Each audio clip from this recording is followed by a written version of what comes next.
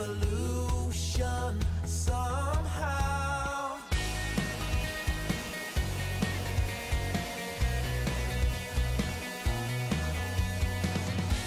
And love explode and bring the dead to life. A love so bold to bring a revolution somehow. Now I'm lost in your freedom, and this world I'll overcome. My God's not dead, he's surely alive. He's living on the inside, roaring like a lion. God's not dead, he's surely alive. He's living on the inside, roaring like a lion. He's roaring like a lion. Let hope arise and make the darkness hide. My faith is dead, I need a resurrection somehow. Now I'm lost in your freedom, and this world I'll overcome. My God's not dead, he's surely alive. He's living on the inside, roaring like a lion. God's not dead, he's surely alive. He's living on the inside, roaring like a lion. He's roaring like a lion. He's roaring. Let heaven roar and fire fall. Come shake the ground with the sound of revival. Let heaven roar and fire fall. Come shake the ground with the sound of revival. Let heaven roar and fire fall. Come shake the ground with the sound of revival. My God's not dead, he's surely alive. He's living on the inside, roaring like a lion. God's not dead, he's surely alive. He's living on the inside, roaring like a lion. God's not dead, he's surely alive. He's living on the inside, roaring like a lion. God's not dead, he's surely alive. He's living on the inside, roaring like a lion. He's roaring like a lion. He's roaring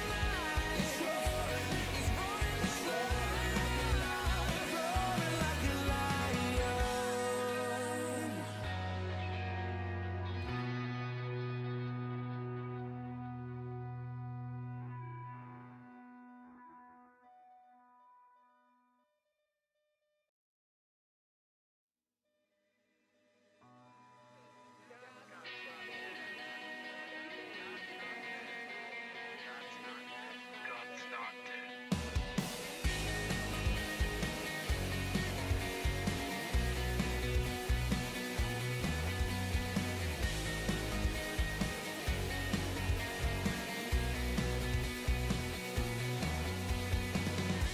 Let love explode and bring the dead to life.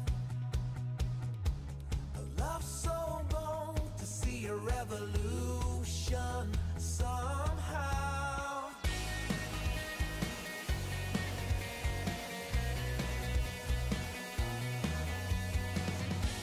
And love explode and bring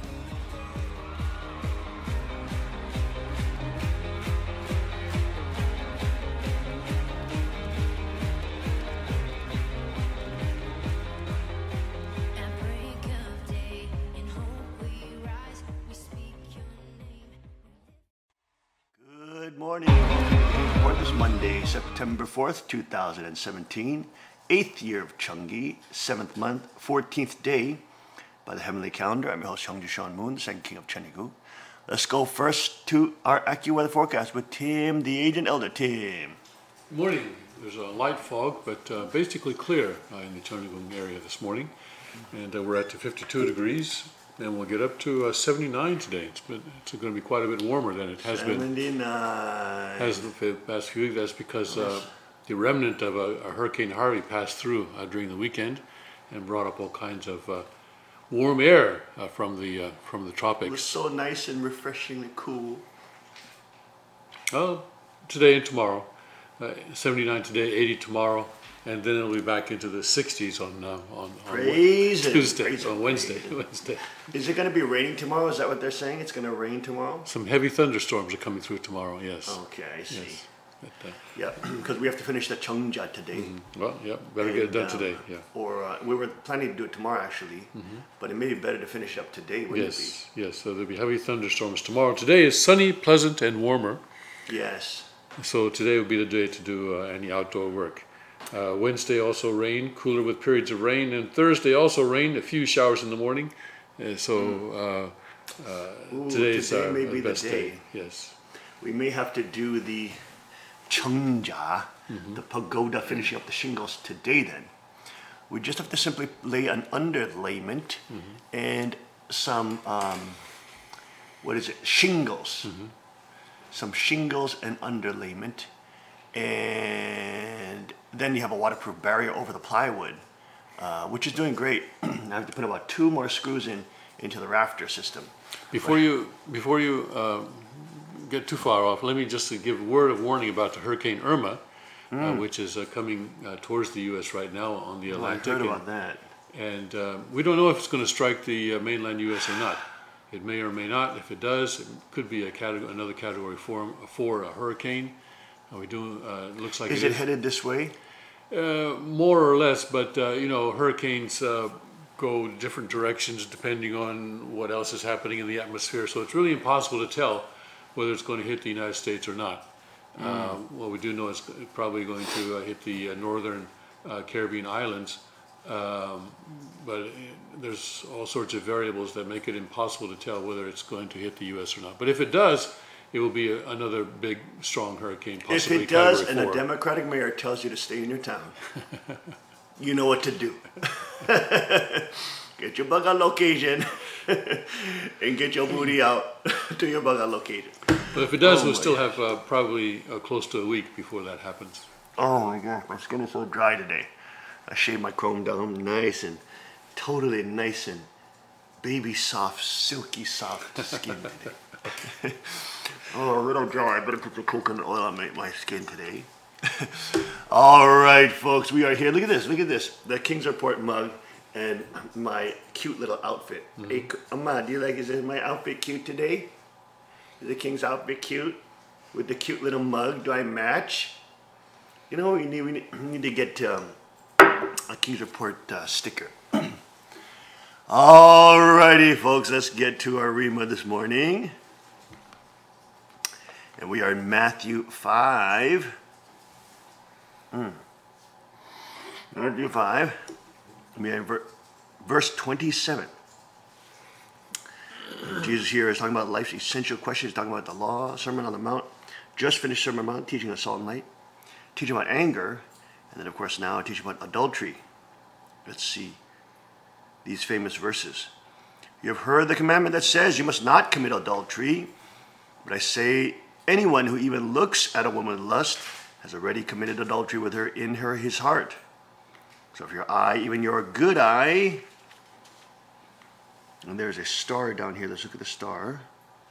That is verse 29. Greek, your right eye causes you to lust, gouge it out and throw it away. It is better for you to lose one part of your body than for your whole body to be thrown into hell.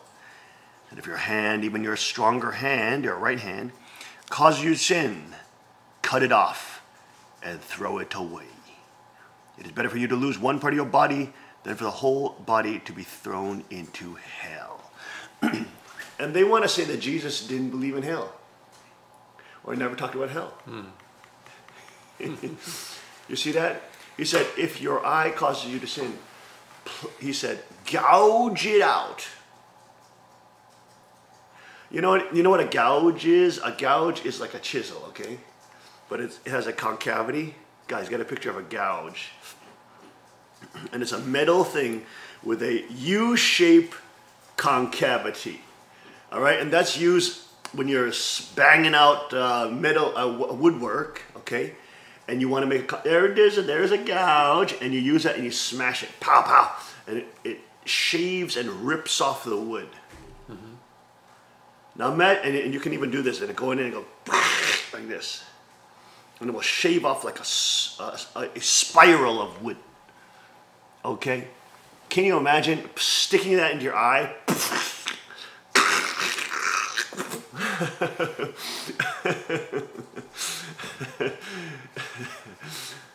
Just gouging out your eye. Okay. Oh. What was the other one? If your hand, even your stronger hand, causes you to sin, cut it off and throw it away. Cut it off. Or having a meat cleaver. Get a picture of a meat cleaver. A big piece of metal, sharpened metal, heavy piece, which is used to hack through bone. Can you imagine with a meat cleaver, you put your hand out like that, and with a meat cleaver you go, whack! There it is, there's a meat cleaver.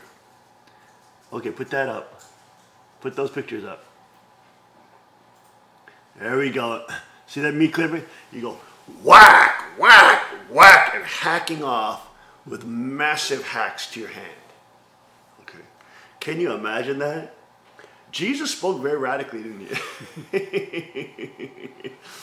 He spoke very, very radically.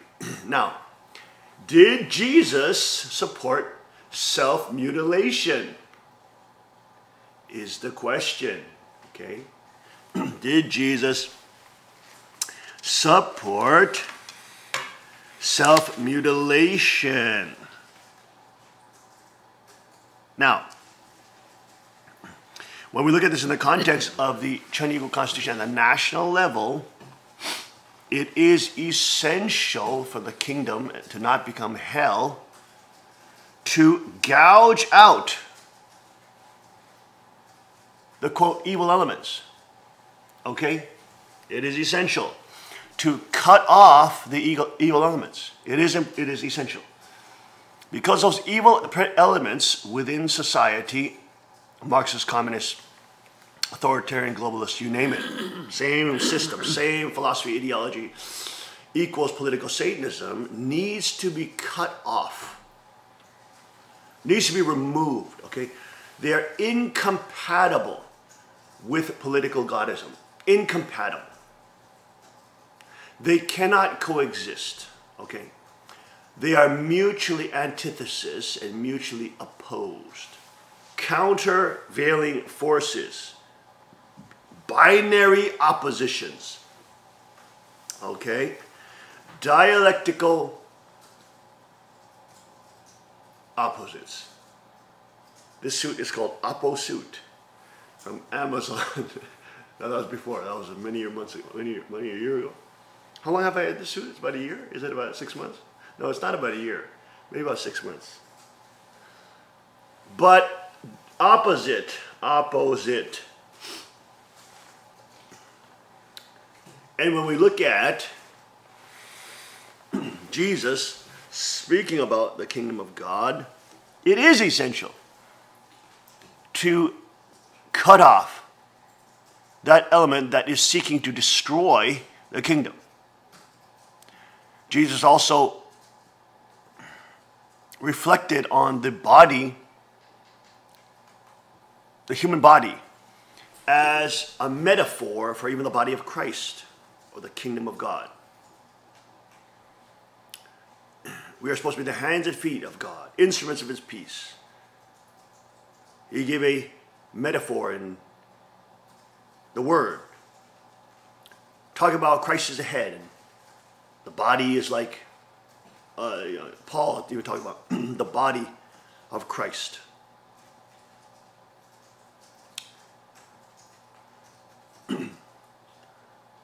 But the political Satanist nature must be removed. Must be pulled out from the nation, must be separated from the nation, must be cut off, because it's like a gangrene, a poisonous, toxic fungus that will infect the body.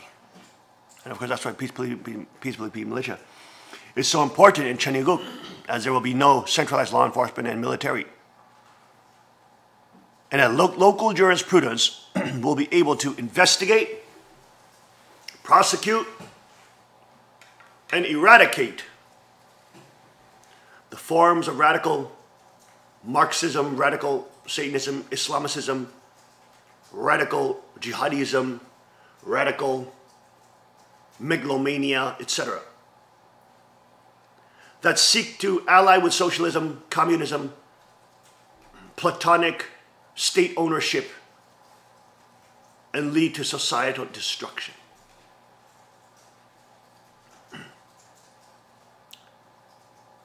That is why the Chaniaguk Constitution will vanquish, nip in the bud, the evil forces that seek to destroy society and to collude and create centralized power. In Chaniaguk, for example, Kim Jong-un-like dictators would never be able to gain power,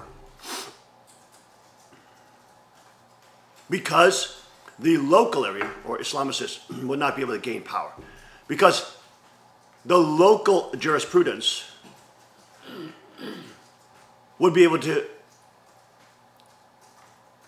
identify that activity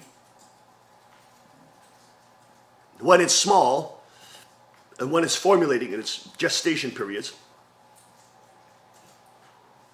and be able to call to arms the citizens who are armed and trained in Peaceably P Militia and who are in charge of law enforcement to investigate, infiltrate, gather evidence, and vanquish those manners of demonic forces that seek to undermine and destroy Chaniaguk. You see? They will be able to prosecute and bring to justice the elements of the forces of wickedness and political Satanism that seek to centralize power and to create radical militaries. The reason why the jihadis can't run over Americans as they do in Europe is because they will die here. There's so many guns. So the presence of citizens with power and the rod of iron moderates jihadis, moderates predators, moderates globalist elite, moderates what centralists are able to do, because the citizens are essentially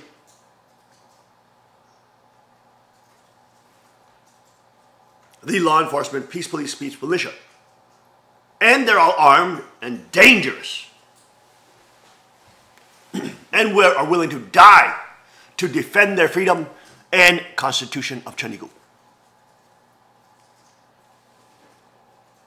So if you are found trying to create terrorist explosives against Chaniaguk, you will be sought out and destroyed. If you are seeking to create a jihadi camp where you're training to destroy and undermine the Chaniaguk Constitution, unlike the UK, which allows Sharia courts, you will be shut down and destroyed. You see that? So predators and evil systems and ideologies will be coerced, forced by the power of goodness to moderate their radical stances, lest there's grave punishment to be had. So in the context of the kingdom, which Jesus Christ himself said is the gospel of Christ, not the cross. That sounds very radical for Christians. I mean, as a Christian, it seems very radical. That's because we've just been told that the gospel is the cross. But Jesus himself identified the gospel as the kingdom of God. Here he brings the gospel of the kingdom of God.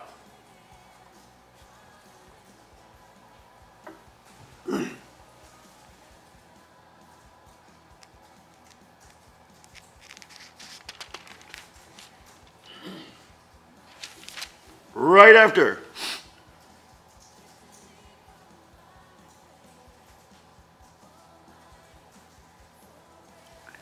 So Jesus is explaining such things. One must stand against unrighteousness,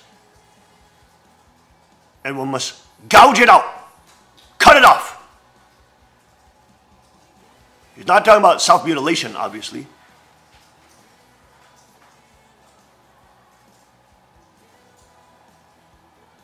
He's talking about how we must deal with the element of evil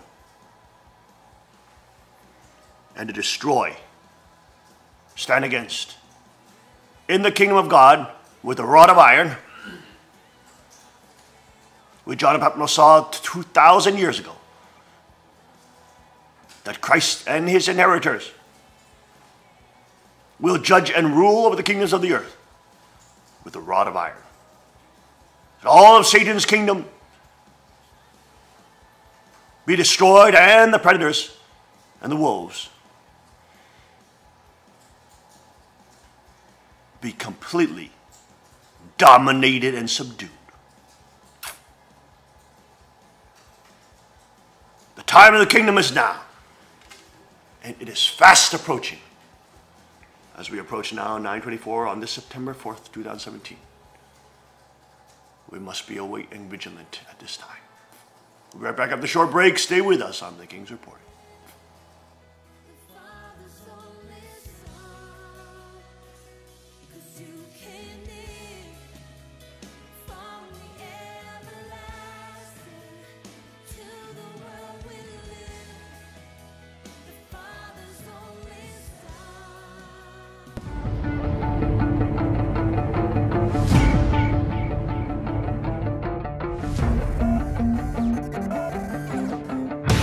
I'm down here at the range today. I just learned a new technique from the father of the .44 Magnum, Elmer Keith, which is called shooting out of the notch, which allows you to make really long distance shots and still have an extremely precise sight picture. So I brought my CW9 car down, and with this little gun, we're gonna shoot this little munchkin at 200 yards up in the hills, applying this technique, and hopefully we'll make the shot.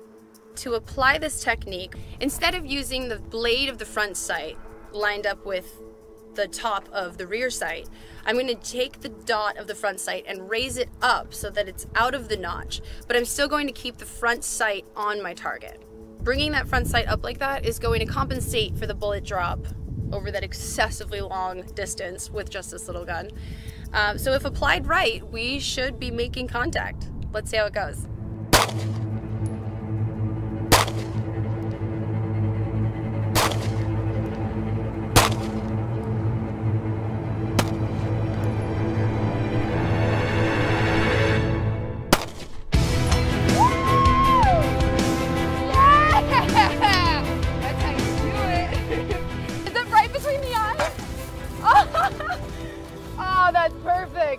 I saw this shot, so I'm a little bit out of breath because you gotta run to make sure that is what I thought it was, and it was. So while making this shot, from that distance with these white dot sights, it literally would cover the entire target. You couldn't see what you were shooting. So using the Elmer Keith technique, you were able to raise it out of the back notch, I can't breathe, out of the back notch, allowing you to keep your accuracy, aim, and also still see the target, which is key because it was a hard shot, not gonna lie. But yeah, it went great, and Elmer knows what he's talking about. And for such a small gun to be able to take that hit, I'm very impressed with this. All right, guys, be sure to like and share, and I'll see you out on the range. That was awesome. Hey, can I try that one? Yeah, let's do it with the 380. Does everybody have eyes and ears?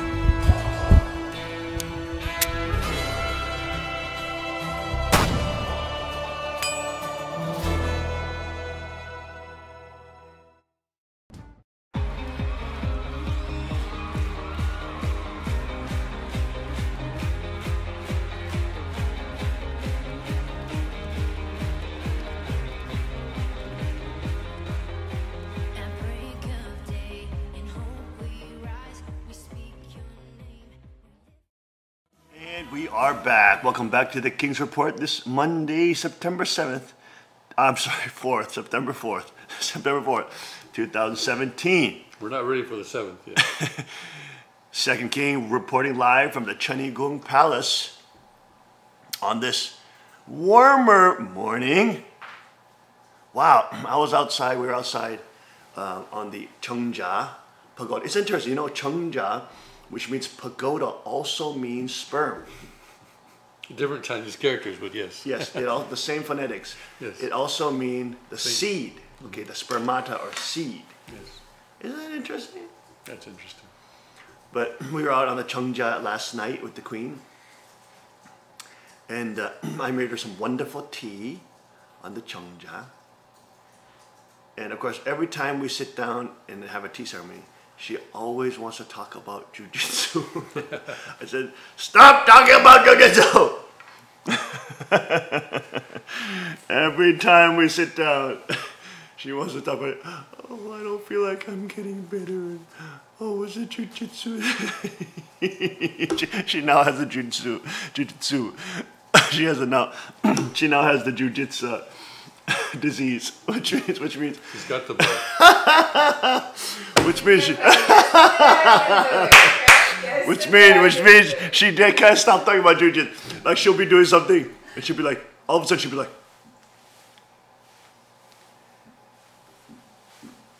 I'm like, what are you doing? How do you do that move? How do you get the underhook on that turret? How do you get underhook when you go to Africa? There used to be a picture that she saw, and it had a human brain, and it had half of the brain was different one color, and it said jujitsu, and the other half of the brain said sex.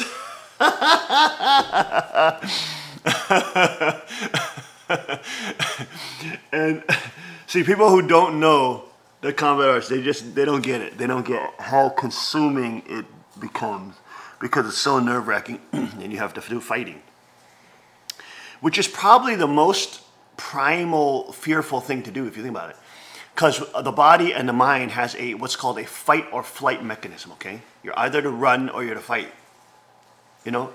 So when your life is in danger in terms of even an imminent survival situation with a predator or some kind of threat to your life, your body goes through what is known as a fight or flight response. Okay?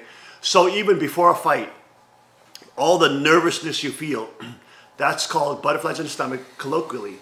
But what's happening is your digestion is actually shutting down. Okay? What your body does, it starts shutting down your digestive system so you don't crap while you're fighting or urinate.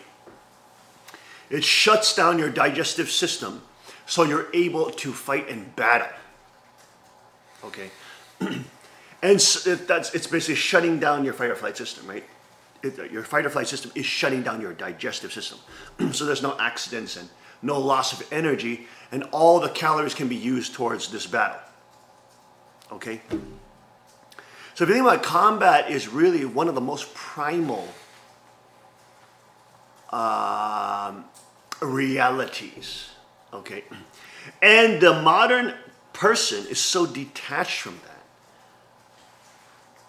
And is so unbelievably separated from those deep-rooted survival instincts, okay?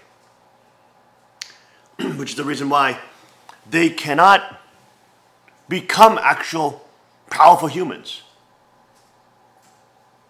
But again, when you enter into this world, it is very consuming, especially as you are trying to improve. You know, they're not at the advanced level. They're not at the high level yet. So they have to reactivate, they have to switch all their mental pathways of thinking and processing. And there's such a massive consequence that they lose. They are literally being dominated by another person, right? So she was saying, like, sometimes it's very fearful. Like, she sees the younger kids getting better and stronger. On one hand, she's very proud of them. She's so deeply proud, like almost like a mommy, proud of her. So proud of these young people getting stronger. But at the same time, she's scared because she has to fight them. So literally, every time she sits down to a tea ceremony, she wants to talk about that. So I said, okay, now you are going to start getting warnings if you continue to talk about jiu-jitsu every time you sit down. Because now she's got the jiu-jitsu. The jiu-jitsu. The jiu-jitsu bug. Oh, Lord. Anyways, the point is the Chengja also means seed and spermata, but also means pagoda. Okay. And we do have to finish that up probably today. Get on the underlayment and the shingles so there's no permanent water damage here. And actually I have to do 2 screws on the rafters. But as you can see, it's such a tremendous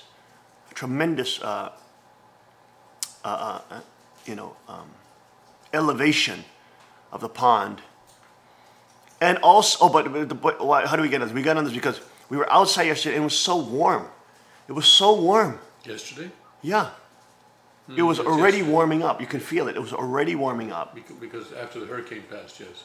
Yeah, it was already getting warm at nighttime. And the clouds started passing by and a beautiful moonlit sun and the occasional koi that is, coming forth from the water and, and the queen there in her down jacket. 'Cause she gets very cold very easily. But she had her down jacket on, but she was nice and warm. And had some wonderful candle lanterns out there. And we were singing songs into the night. Isn't that wonderful? We were singing gospel songs in Korean. We were probably very loud. These kids probably heard us singing. Praising God into the night.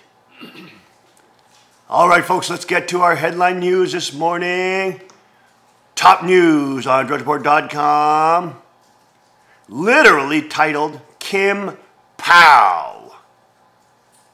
Literally called Kim Pow.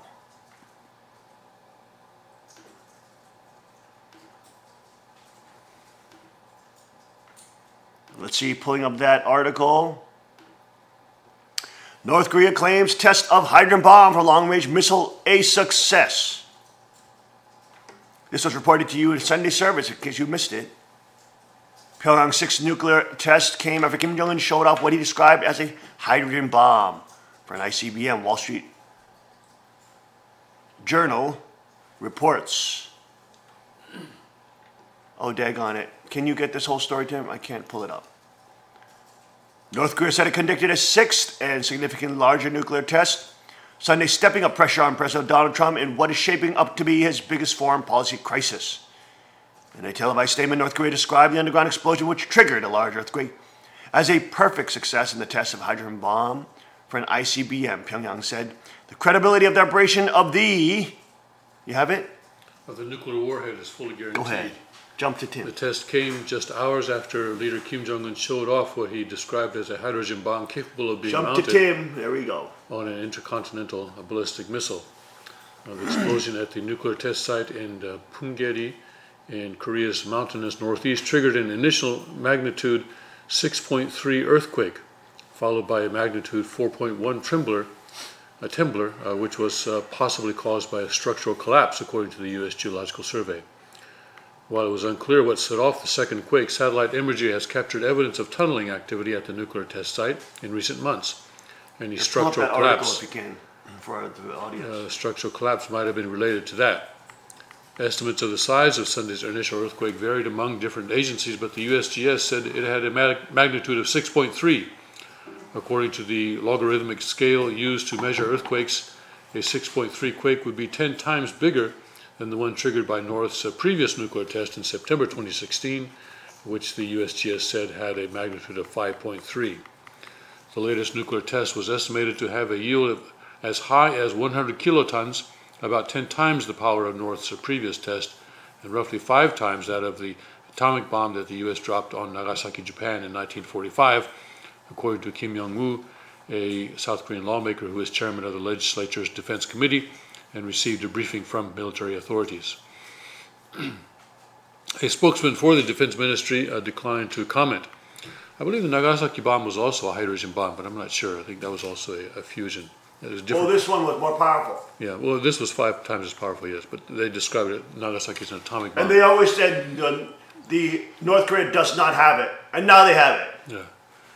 NORSAR, a Norwegian non-profit foundation with a focus on seismology, estimated the explosive yield at 120 kilotons based on a 5.8 magnitude assessment of the explosion.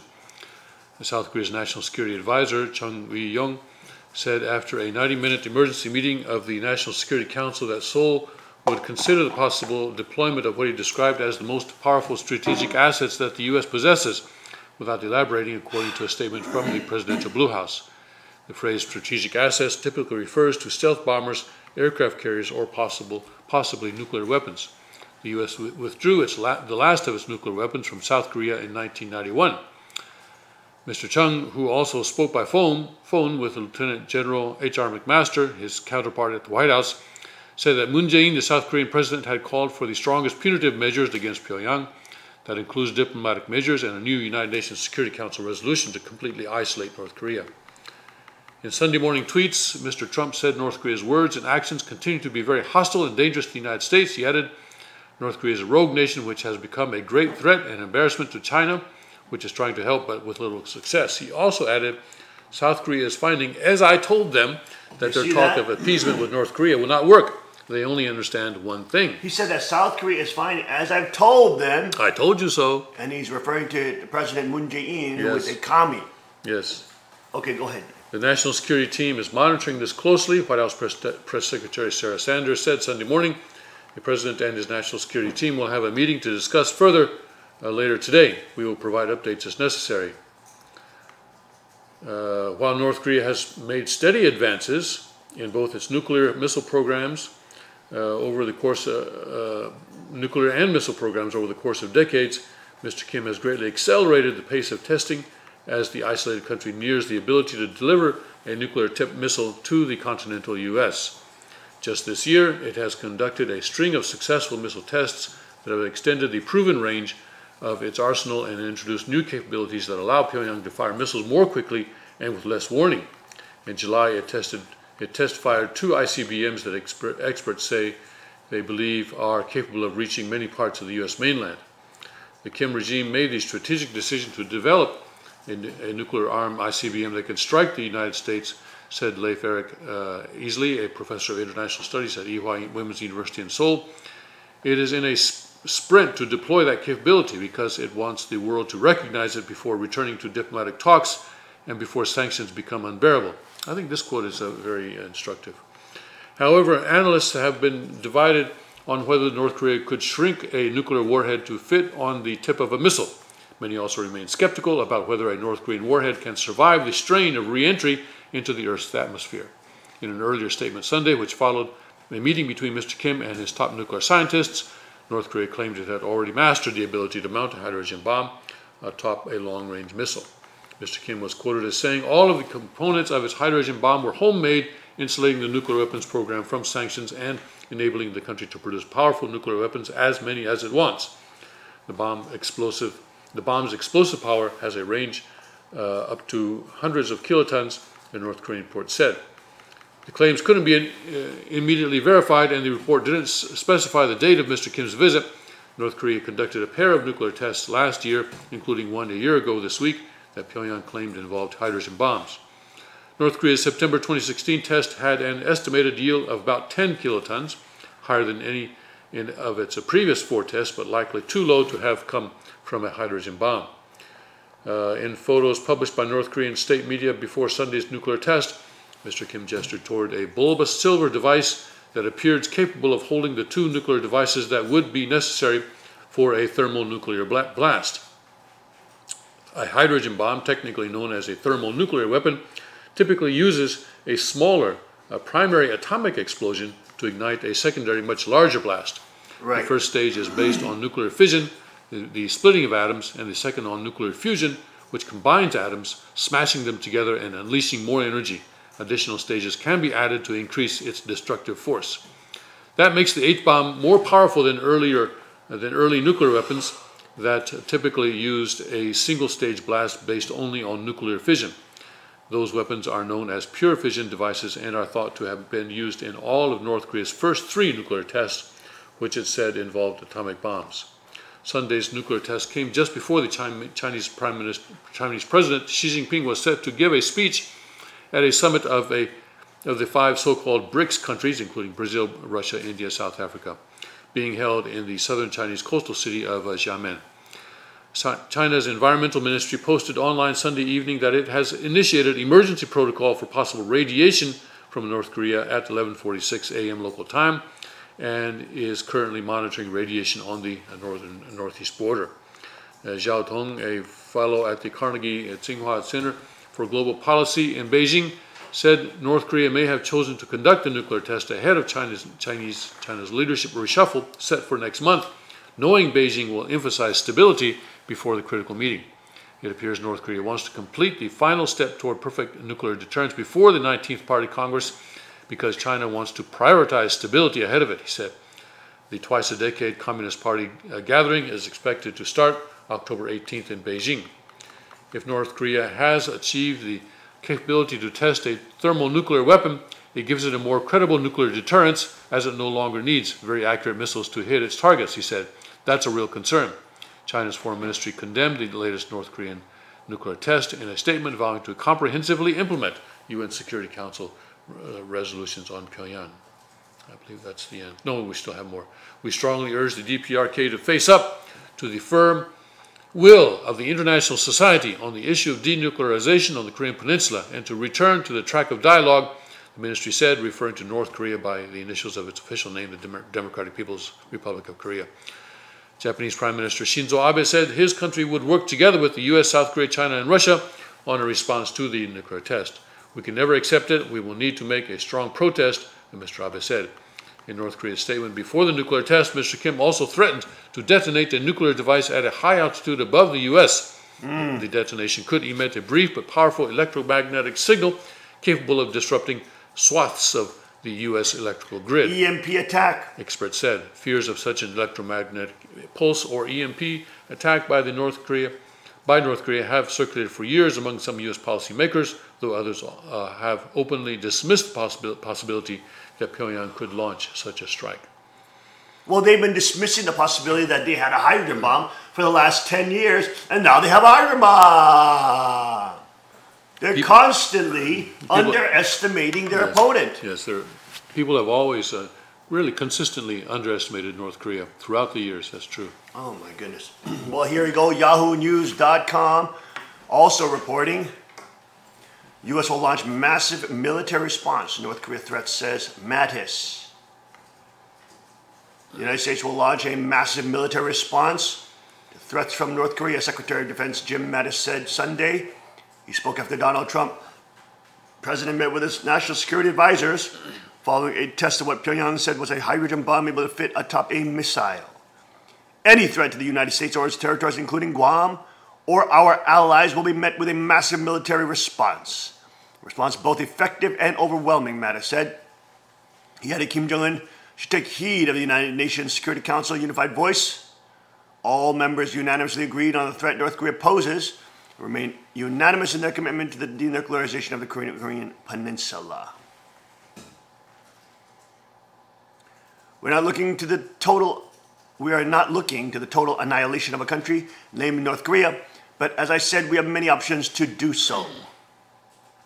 His comments came after Trump warned the time for appeasement was over and threatened drastic economic sanctions. The unexpectedly powerful test Sunday was said to exceed in magnitude the atomic bombing of Hiroshima, Japan. The resultant shock caused momentary panic in parts of China, and Trump slammed it as very hostile and dangerous to the United States. And as we talked about in Sunday's service for 2+ hours yesterday, people do not understand how grave of a threat, of a danger that we are in now. Because yes, in the US, we are stages away from this kind of calamity. And of course, it's good for us as a community and just as Americans to discuss the real possible threat of nuclear war. And of course, if that happens, how to prepare. It's through talking about it that we start having ideas of that reality and start planning. One of the things we had at the discussion table, Cook Chung made an amazing point. He said, if there is some type of nuclear attack, immediately fill your bathtubs with water. Because it'll take time for the radioactive material to come and contaminate the water. I mean, if you're not in the direct blast zone, right? Turn on the water, fill your bathtubs, fill any vessels you have with water, so at least you have some level of water that you can drink through a 48-hour or a 72-hour scenario.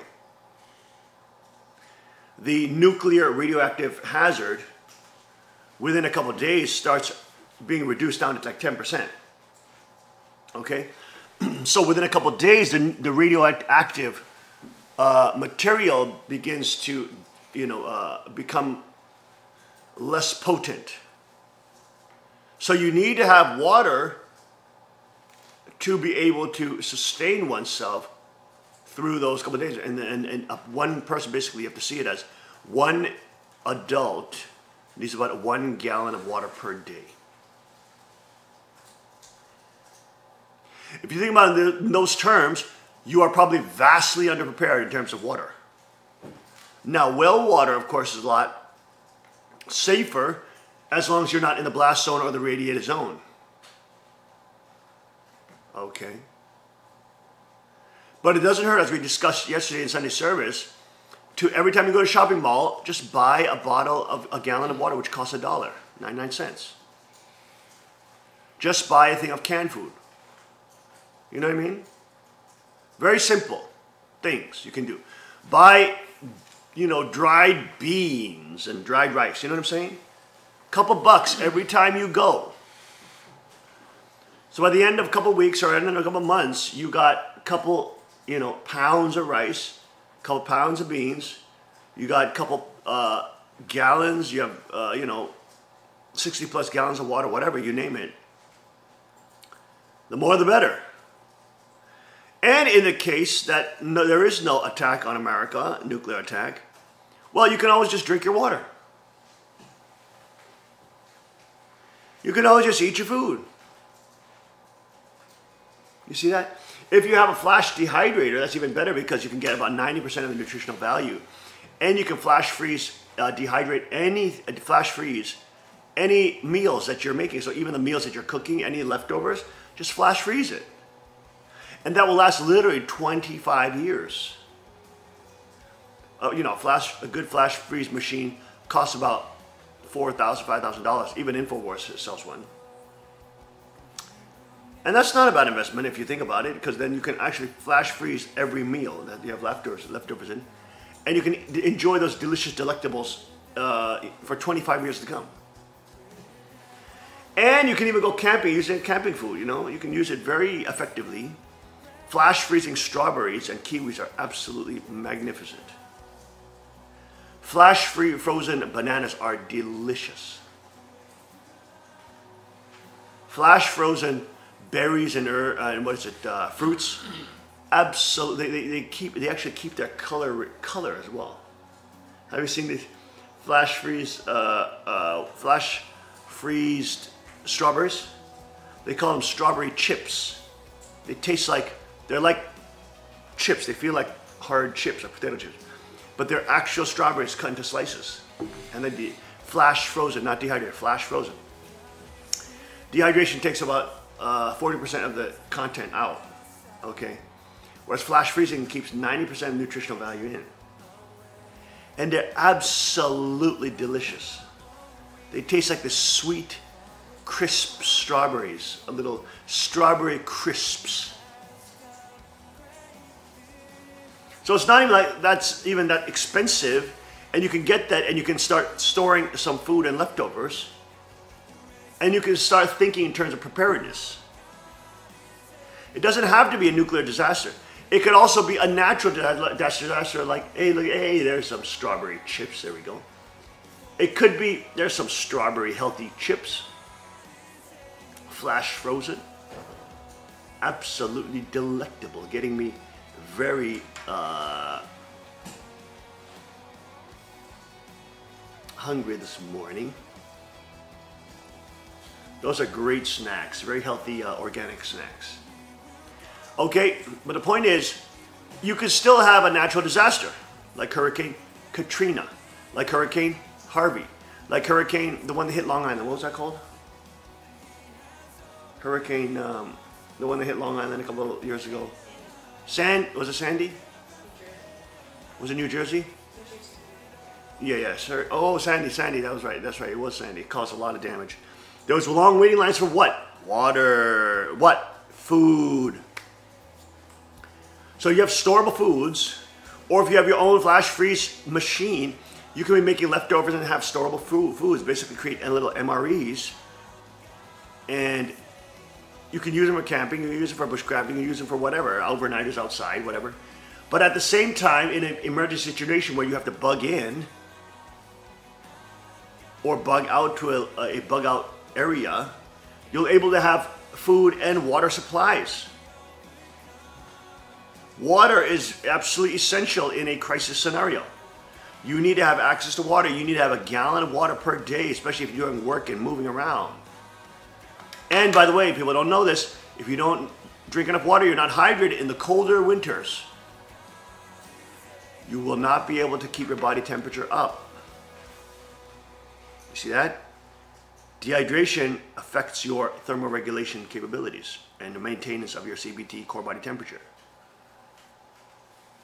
So one of the things that people fail to do in winter camping is to drink tons of water. Because you're not sweating because it's too cold, so you don't feel like you're losing water, but you're losing tons of water. Because you're working, you have to work hard to trudge through the snow, to move through the snow, to pick up snow. You're doing tons more work. And just because it's cold, you may not be sweating. If you sweat in the winter, it's very dangerous when you sleep, but you don't feel it. But you're losing tons of water, and by the time you go to sleep, you start cramping. People don't know why they're cramping. It's because you're dehydrated, and your body, and you're shivering at night because you're cold. You cannot thermoregulate. Your body can't produce heat because you're freaking dehydrated. People don't understand this about winter survival, and they die. And that's why when people come to do winter, when I train people in winter survival and doing minus 27 degree, overnight training, I force them to drink water, about a gallon of water during the course of the training. And of course, even before they go to sleep, I make them drink a liter of water. Even when these kids did that training, you also did the minus 27 with Shimana. And Shimpa did the minus, they also hit minus 27 too. Did Appa make you drink lots of water? Yes. Because they have to be hydrated in order for their body to produce heat to then be effective in the MMS military modular sleep system sleeping bag. Were you cold in that when you were out with us a couple of times? No, we weren't cold. You were warm, right? Just when we had to get out of the sleeping bag, that was the only. Yeah. That was not minus 27 though. No, it was cold though. It was below freezing. Cold enough. It was cold enough. It was below freezing. Yes, it was below freezing. Yes. We'll be right back after the short break. Stay with us on the King's Report.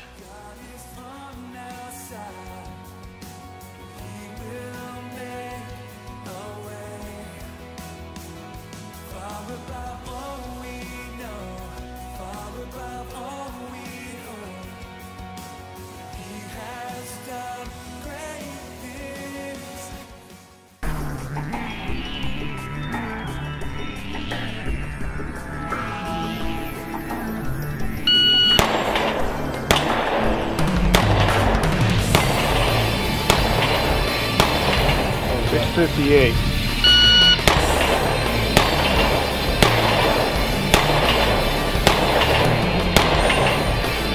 614.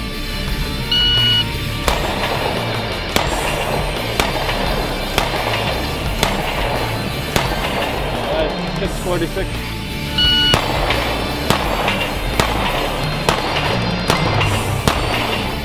Time 471.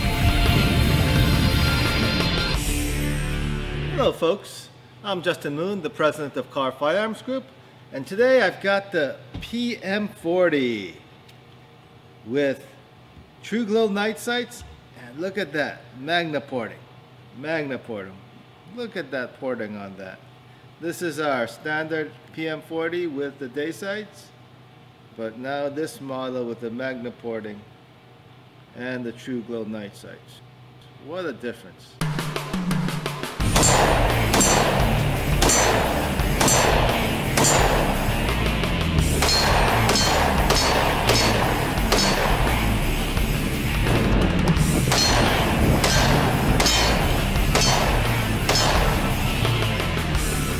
The 40 caliber PMs have a reputation for being quite a bit of a kicker. They do kick a lot. And so we put the Magna porting on these PM40s, and boy, what a difference does that make. It really makes this PM40 shoot a lot softer, reduces the muzzle flip, the recoil comes straight back into you, and becomes a very manageable pistol.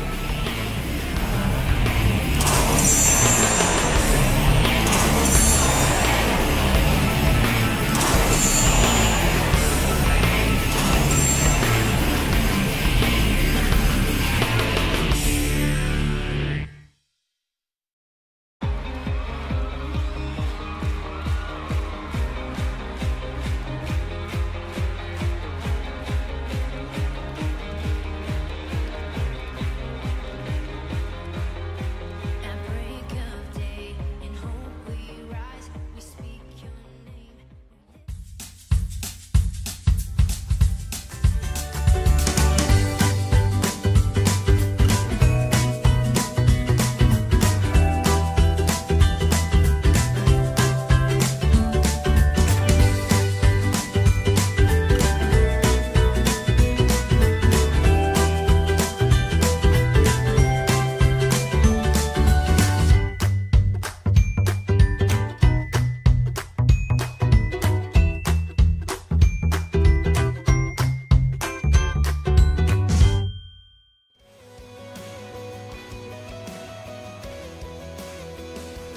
God is able, and He will never fail.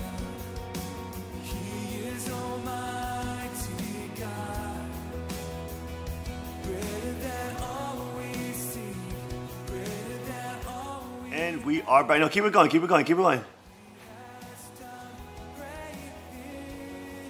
go. Keep it going. There you go. And we are back. There we go. Welcome back to the King's Report this Monday, September 4th, 2017. Second King reporting live from Chanilgung Palace. Shall I give the update? Oh yes, Tim, give us the update. We just covered Mattis. Let's go now to Tim for an update on the Korean scenario. Tim. So North Korea appears to be preparing to launch another ballistic missile, possibly an ICBM, a South Korean media Another one! reported Monday. Oh South my Korea's Lord. defense ministry said North Korea appeared to be planning a future launch to show off its claimed ability to target the United States with nuclear weapons, though it was unclear when this might happen. Chung Kyung-soo, an official with South Korea's defense ministry, told lawmakers that Seoul was seeing preparations in the north for an ICBM test, but didn't provide details about how officials had reached that assessment. Following U.S. warnings to North Korea of a massive military response, South Korea on Monday fired missiles into the sea to simulate an attack on the North's main nuclear test site a day after Pyongyang detonated its largest ever nuclear test explosion. The heated words from the United States and the military maneuvers in South Korea are becoming familiar responses to North Korea's rapid, as yet unchecked, pursuit of a viable arsenal of nuclear-tipped missiles that can reach the United States. There you go. It looks like, again, They're preparing to launch another ICBM attack. South Korea has said it will consider deploying the most powerful U.S. tactical weapons after North Korea claimed to have detonated a hydrogen bomb in its 6th nuclear test. Moon Jae-in, South Korea's president, called for the strongest possible response to the nuclear test, including new UN Security Council sanctions to completely isolate the North. Seoul and Washington also discussed deploying U.S. strategic military assets to the Korean Peninsula. South Korea's National Security Advisor Chung Eui-yong said in a news briefing. South Korea's presidential office said the security chiefs for Seoul and Washington have spoken following North Korea's 6th nuclear test. A spokesman said U.S. National Security Advisor H.R. McMaster, who is colluding with the generals to isolate Trump, spoke with Mr. Chung, his South Korean counterpart, for 20 minutes in an emergency phone call about an after the detonation. McMaster is part of the neocon regime that worked with the liberal lunatics being funded by the same operatives like George Soros. McMaster's now been exposed that McMaster actually worked for a non-profit NGO organization funded by George Soros. And of course, it's been also confirmed by Israeli intelligence that he has been reporting to George Soros, one of the world's greatest international villains, who literally has imploded over 100 different countries, destroying their economies and betting on the boom and bust cycles to get filthy rich. This man destroys nations. That's how much power he has. And it sounds unbelievable and almost sounds unreal because you don't have that kind of power. But these kind of bankers, international bankers, have this type of power. Look at what kind of havoc a few people at the Federal Reserve can wreak on the worldwide economy by messing with interest rates and creating boom and bust cycles in the U.S. They can wreak havoc on the world. Do you understand? A few people. Okay, you don't have that power, but they do. Just because you don't have it doesn't mean it doesn't exist. You understand?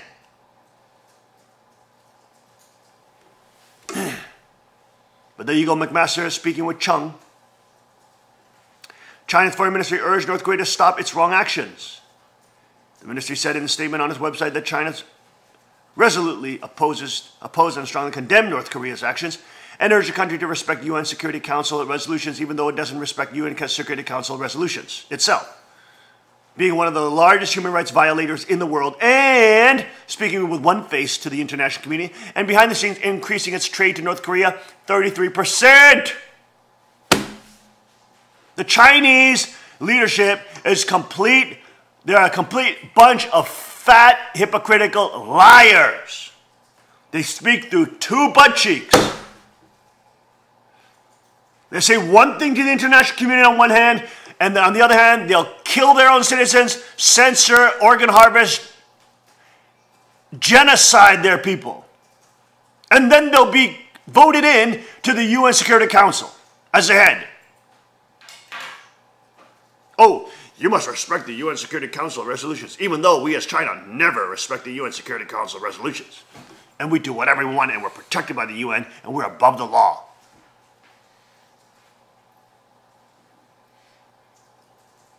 China's always speaking through their forked tongues.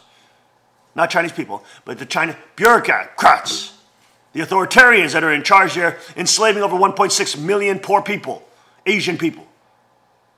1.6 million? Or? A billion, I'm sorry, billion.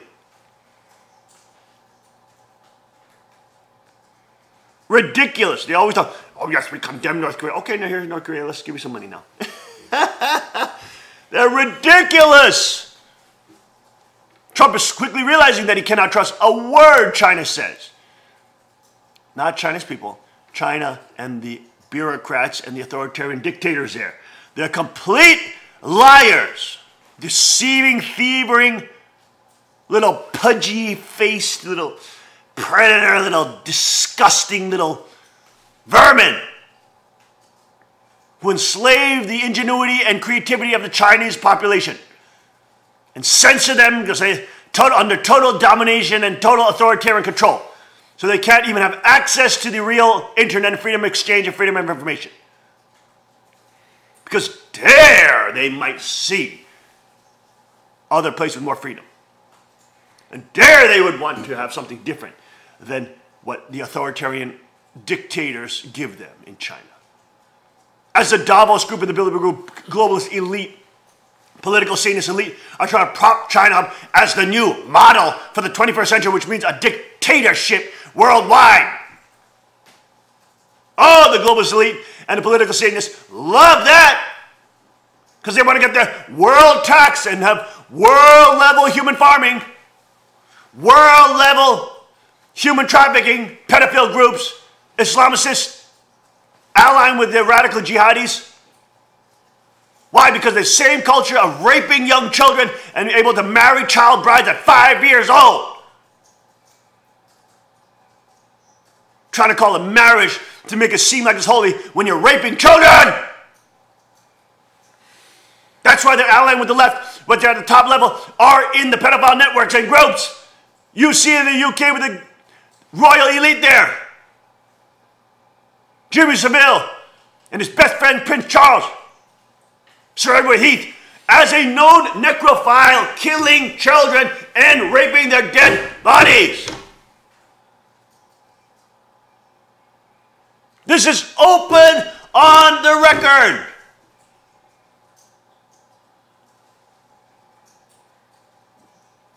The Queen of England literally being the head witch. The head Satanist. Literally the House of Windsor coming from the Transylvania bloodline of Vlad the Impaler. They're not even British. They're Transylvanian. Well, you know where the legends, of Dracula came out? Do you know anything about history in Transylvania? You know where Dracula, the legends come, where they drink blood? Because the royals were drinking blood to stay young. And the women wanted fairer skin. Basically what they had is a deformity for inbreeding, and they were anemic, and they wanted to fill their fill their decrepit, aging bodies with fresh hemoglobin, which the elite also promote in mainstream science magazines as being healthy for your for you as you get older, to get infusions and blood transfusions from young babies. That's all to legitimize this blood ritual, all to legitimize this satanic ritual of the elites taking blood in order to make themselves youthful and have the fountain of youth.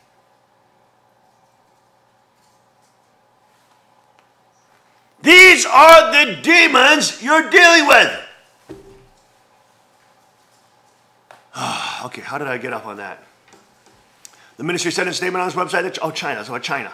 Japanese and South Korean officials said an earthquake detected near the North test site was around 10 times more powerful than previous detonations, and then concluded the North had conducted a 6th nuclear test. Where is Kim Jong going with this? He continues to isolate and now are preparing more ICBM launches. You have to understand the nature and the matrix of North Korea. Right now, the political instability there is rife because his people, he's politically discredited. You'll see them applauding him like this because they know they'll die. But all behind the scenes, they're already watching Korean dramas. All behind the scenes, they see South Korea is way more prosperous. All behind the scenes, they all want to leave. All behind the scenes, they do not want to die and go to war. So he's ramping up war in order to ensnare and trap them from fleeing from his authoritarian grasp. Because his dictatorship is completely illegitimate and it's collapsing from the inside out. Even in North Korea, because there's no more state welfare that they can dole out because there's nobody taxed anymore, after they tax everyone to death. Now you see pockets of economic free market that is actually appearing in North Korea. People are trading under the tables, basically, for goods and items, not using the currency there. Basically creating their own currency. Which then what? Delegitimizes the government because the government has been controlling currency. And as people create their own currency and start trading, buying, trading, they realize they don't need the damn government. But if they say they don't need the damn government, they're going against their cult because their leader is a dictator of the government. Do you understand that? So his legitimacy is completely collapsing in Korea. North Korea is on the verge of famine. Pockets of economic freedom are emerging, which then delegitimizes and sees that exposes that he's a problem, or that military regime is a problem. Ah, you see that? And historically, what is the best way for dictators to maintain their authoritarian power when their population is starting to realize that the dictators, are the problem? What is the solution for that in terms of dictatorships, holding on to centralized power? It has always been war. Stay with us, we'll be right back.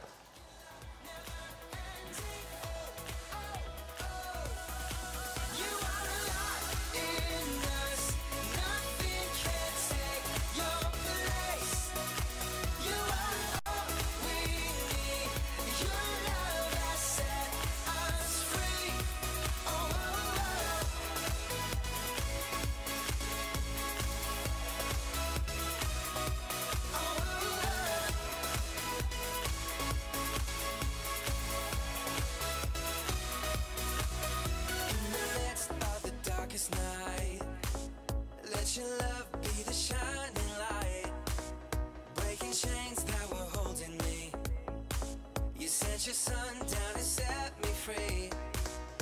Everything of this world will fade. I'm pressing on till I see your face. I will live that your will be done. I won't stop till your kingdom come. 'Cause you are my freedom. We lift you higher, lift you higher. Your love never ending. You are alive in us. Nothing can take your place. You are all we need. Your love has set us free.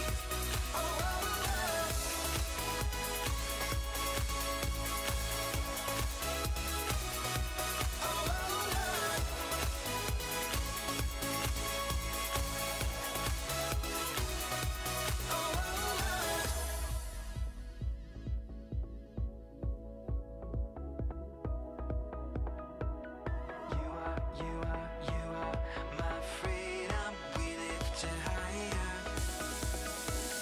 You are my freedom. We lift you higher, lift you higher. Your love never ending. You are alive in us. Nothing can take your place. You are all we need. Your love has set us free. You are alive in us. Nothing can take your place. You are all we need. Your love has set us free.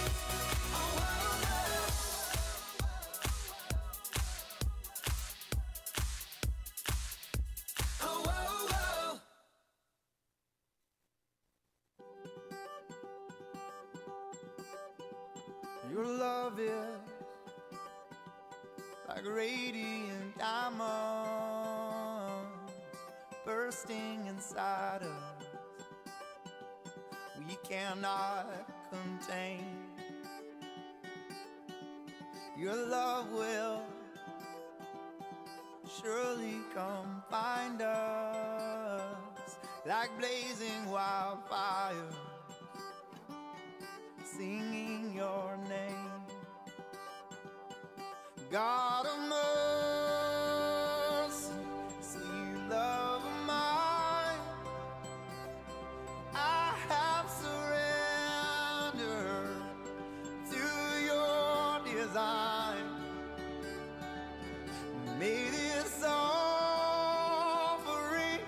stretch across the skies. These hallelujahs be multiplied.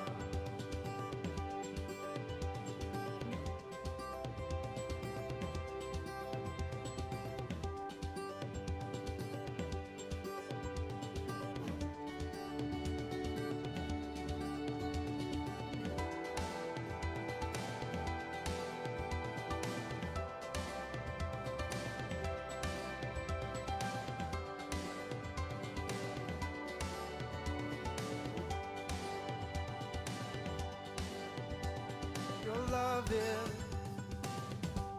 like radiant diamond bursting inside us. We cannot contain. Your love will surely combine us like blazing wildfire, singing your name. God of mercy, sweet love of mine, I have surrendered to your design. Made this all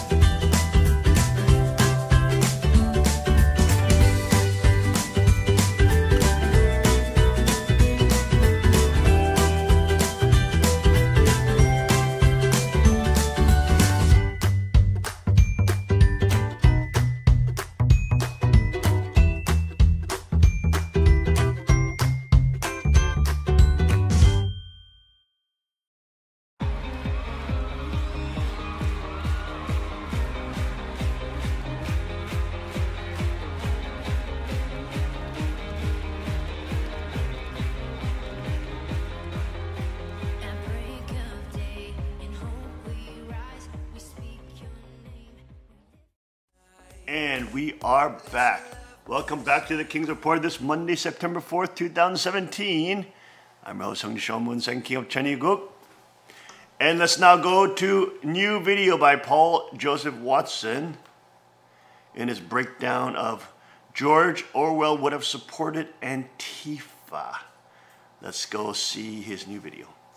Establishment political leaders on both the right and the left, and even Comedy Central, have been forced to denounce Antifa as a violent extremist group after members of Antifa viciously attacked photojournalists and innocent bystanders in Berkeley. Even so-called progressives wouldn't be stupid enough to still defend them, right? Nah, they've gone beyond defending them. They're now claiming that George Orwell, iconic author and historical symbol of anti-authoritarianism, would have supported Antifa or even been a member of Antifa. No, I'm not even joking. They were all triggered by my tweet, which showed a picture of Antifa members with signs reading "No Hate." The same signs they later used to hatefully beat innocent people with, along with the words "the most hateful group in America, Orwell rolls in his grave." And the tantrums were almost instantaneous. Far-right commentator gets schooled by historian over George Orwell and Antifa. Twitter user's school InfoWars editor over claim that Orwell rolls in his grave at Antifa. Read a fucking book.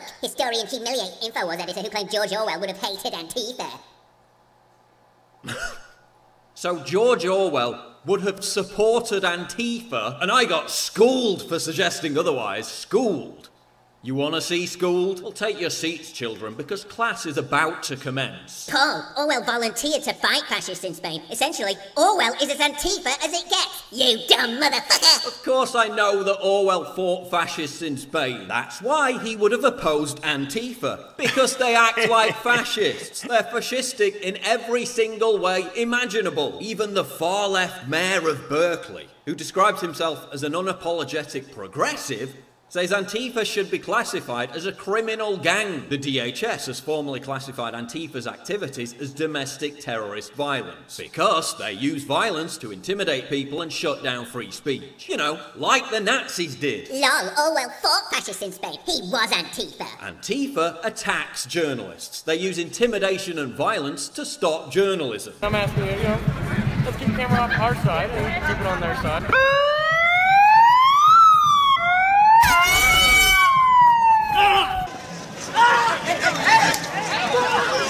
Orwell was a journalist. Would he have supported that? Orwell said if liberty means anything at all, it means the right to tell people what they do not want to hear. Orwell supported unpopular free speech. Antifa violently attacks people who engage in what they see as unpopular free speech. They literally burn signs that say free speech. Antifa burns down college campuses to stop unpopular free speech. Would Orwell have supported that? War is peace, freedom is slavery, ignorance is strength. Stop hate by hatefully attacking people with weapons that say stop hate. Would Orwell have supported that? Paul, again, Orwell signed up to fight with the militia of the Spanish Marxist Party. That's how much he despised fascists. The fact that Orwell despised fascists isn't proof that he would have supported Antifa, you total bellend. Little history lesson. By the end of the Spanish Civil War, the fascists had mobilized over 1 million troops. That's who Orwell fought against. Who does Antifa fight against? You know, when they're not fighting trash cans. The elderly, veterans in wheelchairs, 16-year-old teenagers, anyone wearing a MAGA hat or flying an American flag. You can't equate that with a 120-year-old armed conflict that embroiled a dozen other nations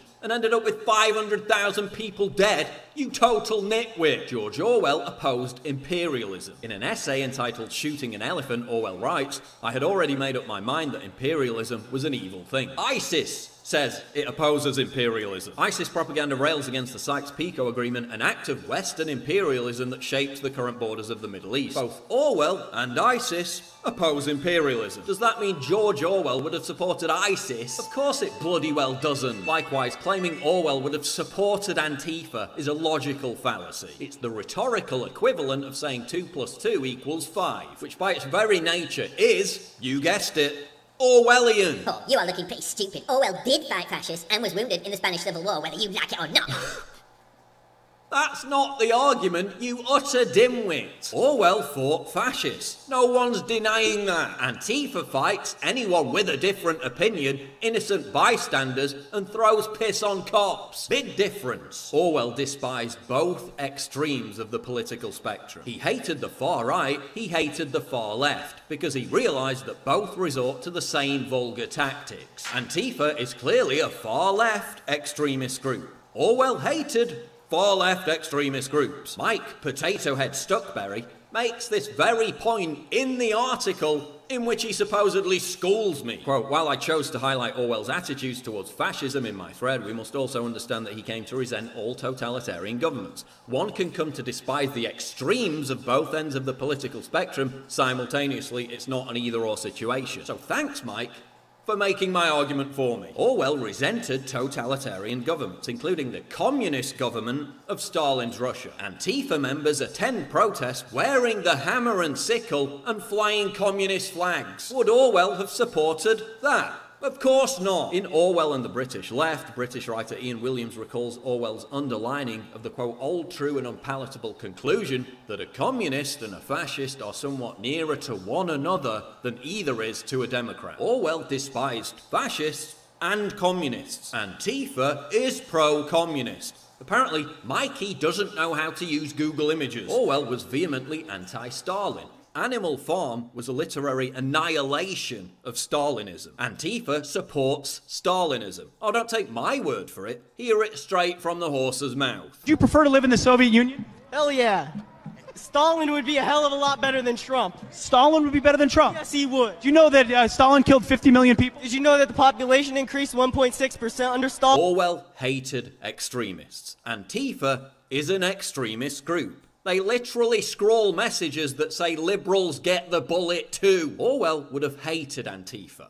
It's quite simple. Orwell also specifically opposed one of the very things that Antifa specifically supports: tearing down historical statues. In 1984, Orwell wrote, every book has been rewritten, every picture has been repainted, every statue and street and building has been renamed, every date has been altered. Orwell specifically pinpoints the altering of statues as an expression of authoritarianism. Antifa specifically supports the removal of historical statues. Here's Antifa in France defacing a statue of Charles de Gaulle, an anti-Nazi leader. Altering history to control the future is part of the whole premise of 1984. Who controls the past controls the future. If you'd actually read the book, you'd know that. Antifa supports altering history. Orwell opposes it. Again, it's quite simple. Ever since Charlottesville, some on the left have equated chicken-necked Antifa thugs with the brave soldiers who landed at Normandy in World War II. Yeah, that actually happened. So on the one hand, we have courageous troops who went up against a fearsome, mechanized Nazi killing machine, versus mom's basement-dwelling cowards who attack women and assault veterans in wheelchairs. Yeah, they're really comparable, aren't they? The ludicrous assertion that Orwell would have supported Antifa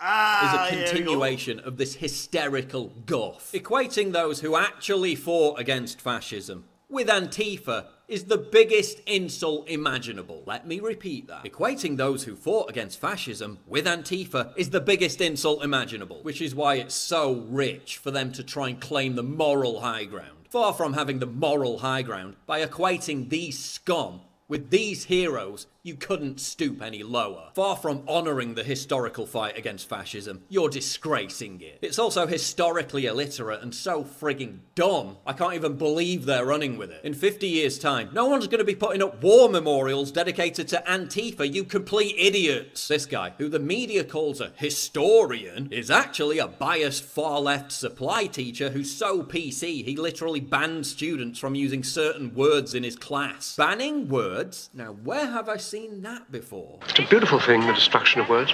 Sugar, 2.4%. Flour, You won't have seen the dictionary, 10th edition yet, Smith. 7.5%. It's that thick. Sounds vaguely Orwellian to me. The sheer myopia of their half-baked, imbecilic argument is stunning.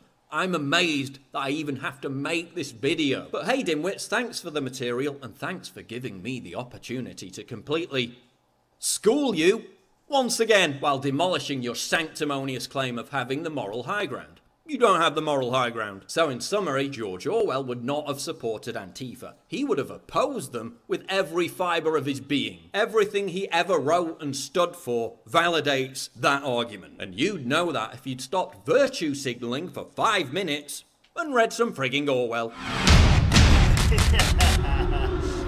There we go. There we go. Paul Joseph Watson smashing the liberal lunatic cult members in their make-believe religion that Antifa is pro-freedom, even though they're trying to censor and beat up people because they have different opinions. Yes, that's so free, Tim. That's just free like China and like Stalin, isn't it? Yes. Total pathetic idiots. Viral video that could save America.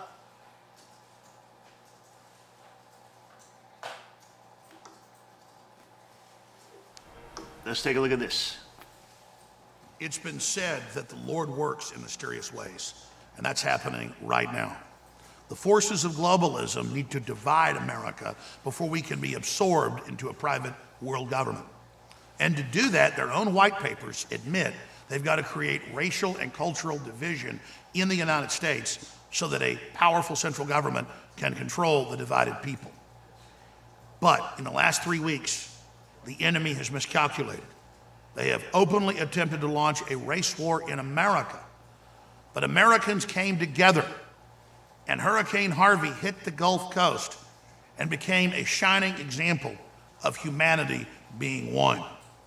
Right now, the globalists are on the verge of their biggest defeat ever.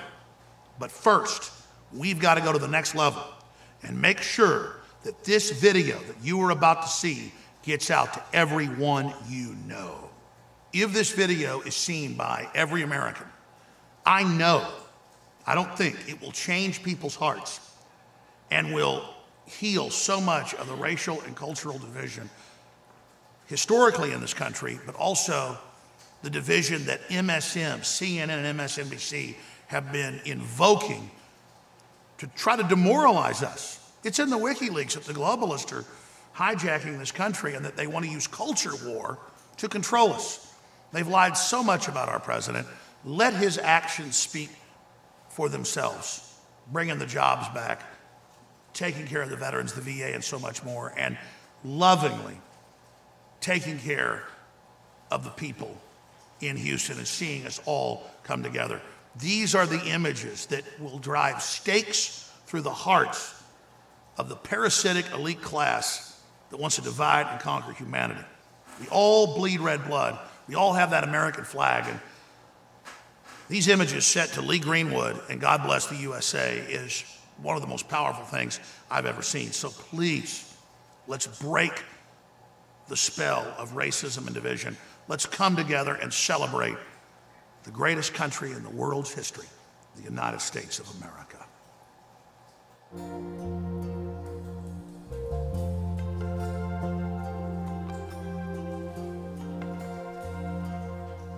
If tomorrow all the things were gone I'd worked for all my life, and I had to start again with just my children and my wife. I thank my lucky stars to be living here today, 'cause the flag still stands for freedom, and they can't take that away.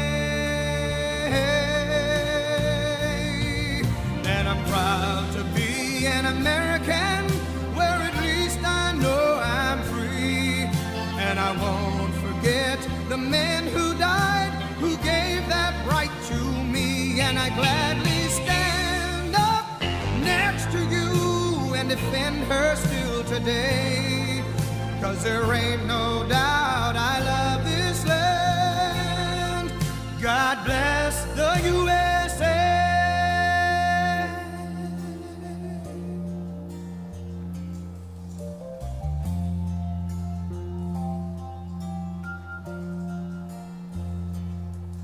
From the lakes of Minnesota to the hills of Tennessee, across the plains of Texas, from sea to shining sea, From Detroit down to Houston and New York to LA.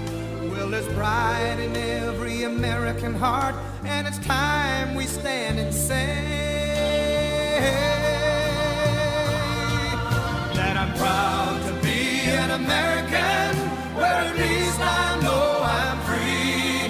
And I won't forget the men who died, who gave that right to me. And I gladly stand up next to you and defend her still today.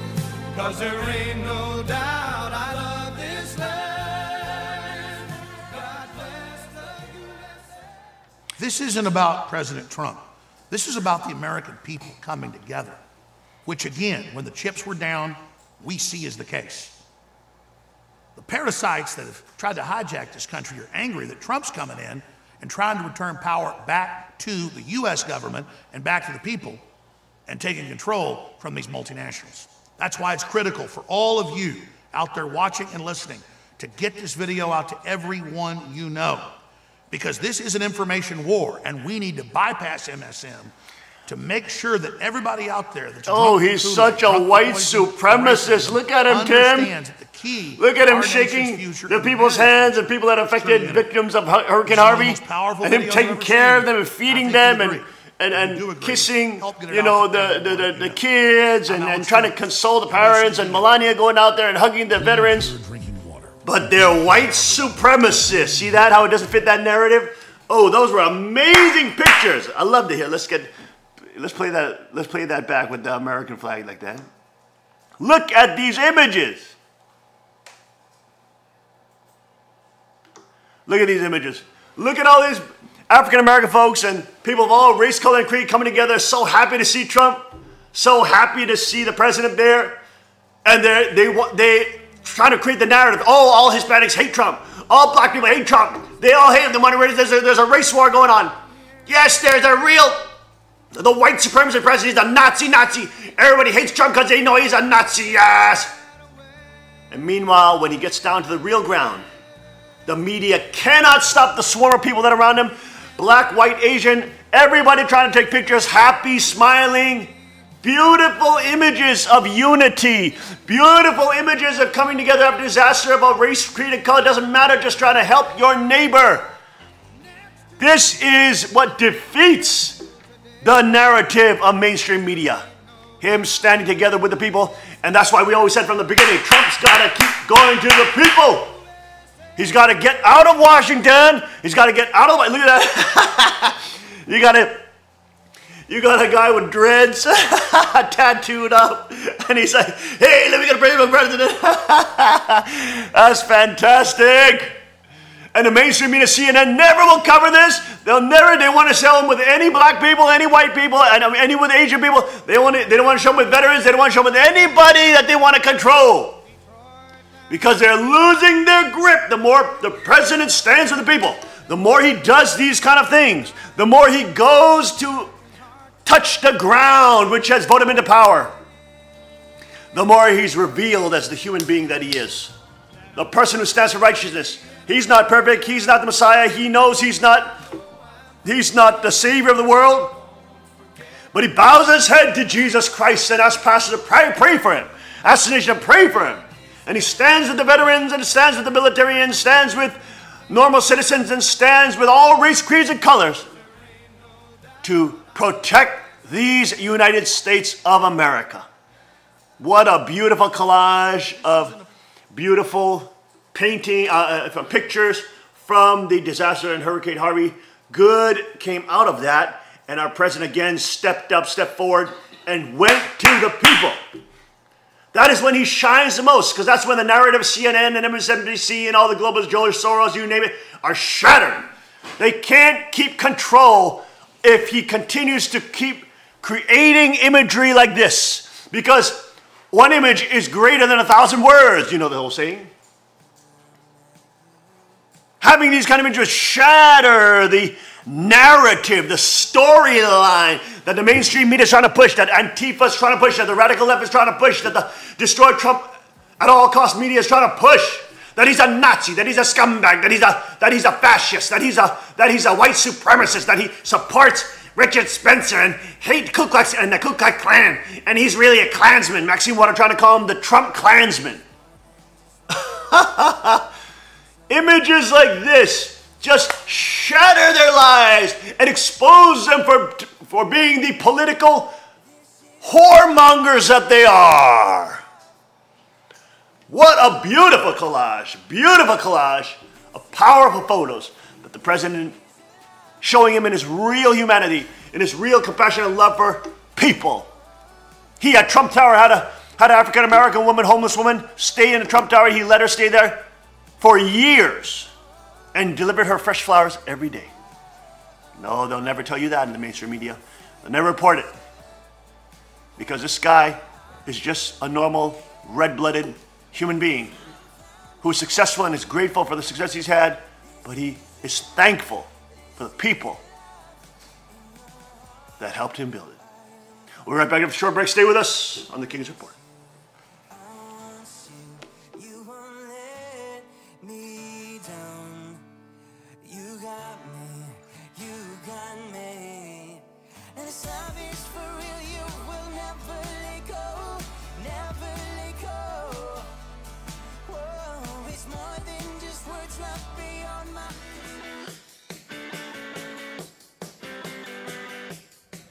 Hi, welcome to Tommy Gun Warehouse.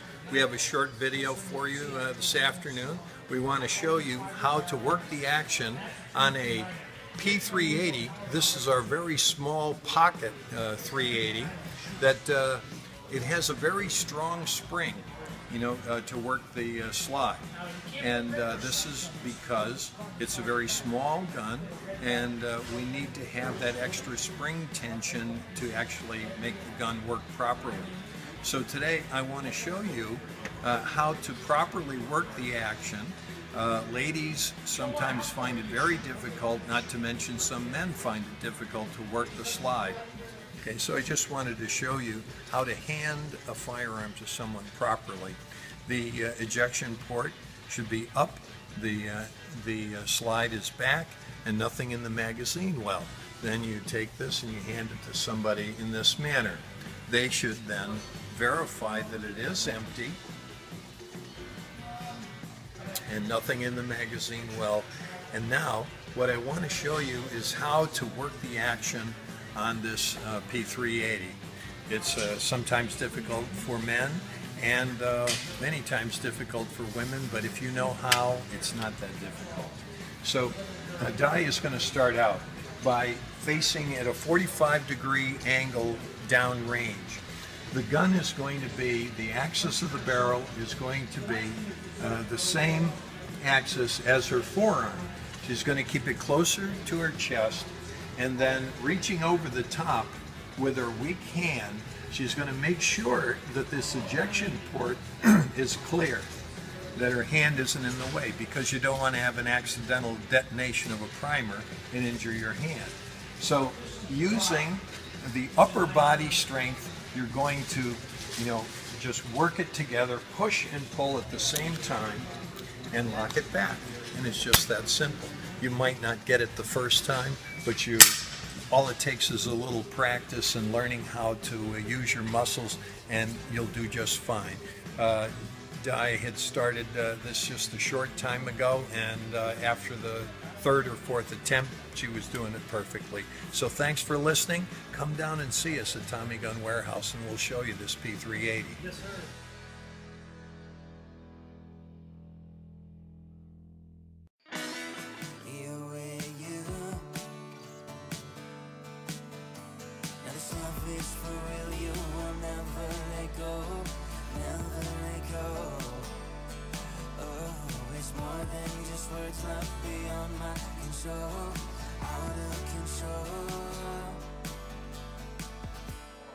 And we are back. Welcome back to the King's Report.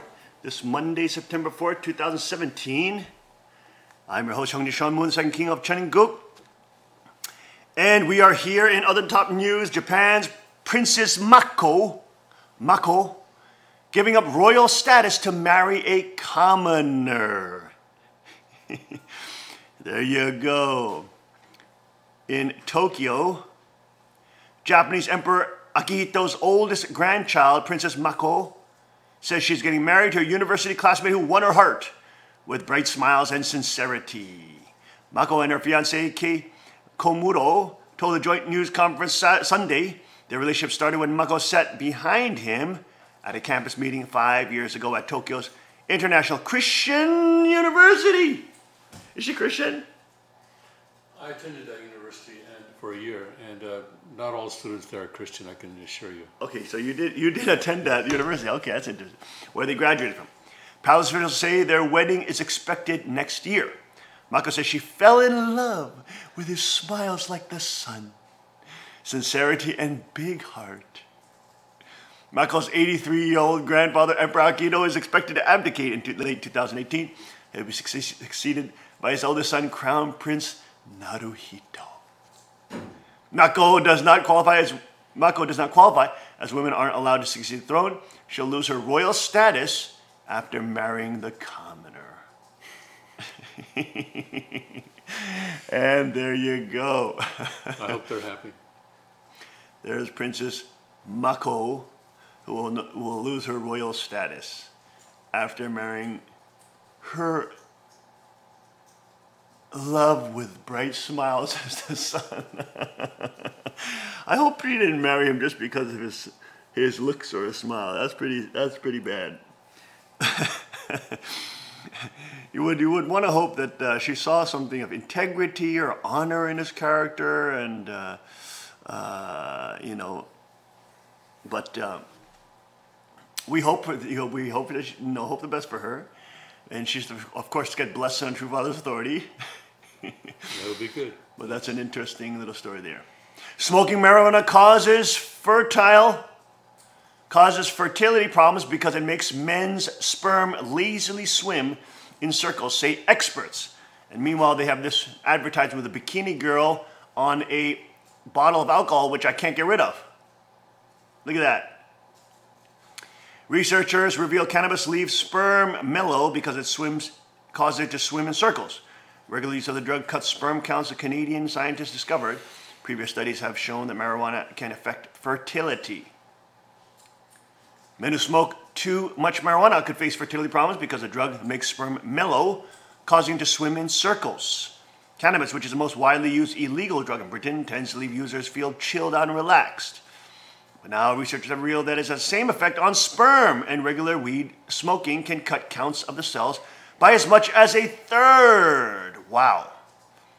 Dr. Victor Chow of the University of British Columbia in Canada said the weight of the evidence is that marijuana probably has a negative impact not only for sperm counts, but sperm function. There are the sperms there.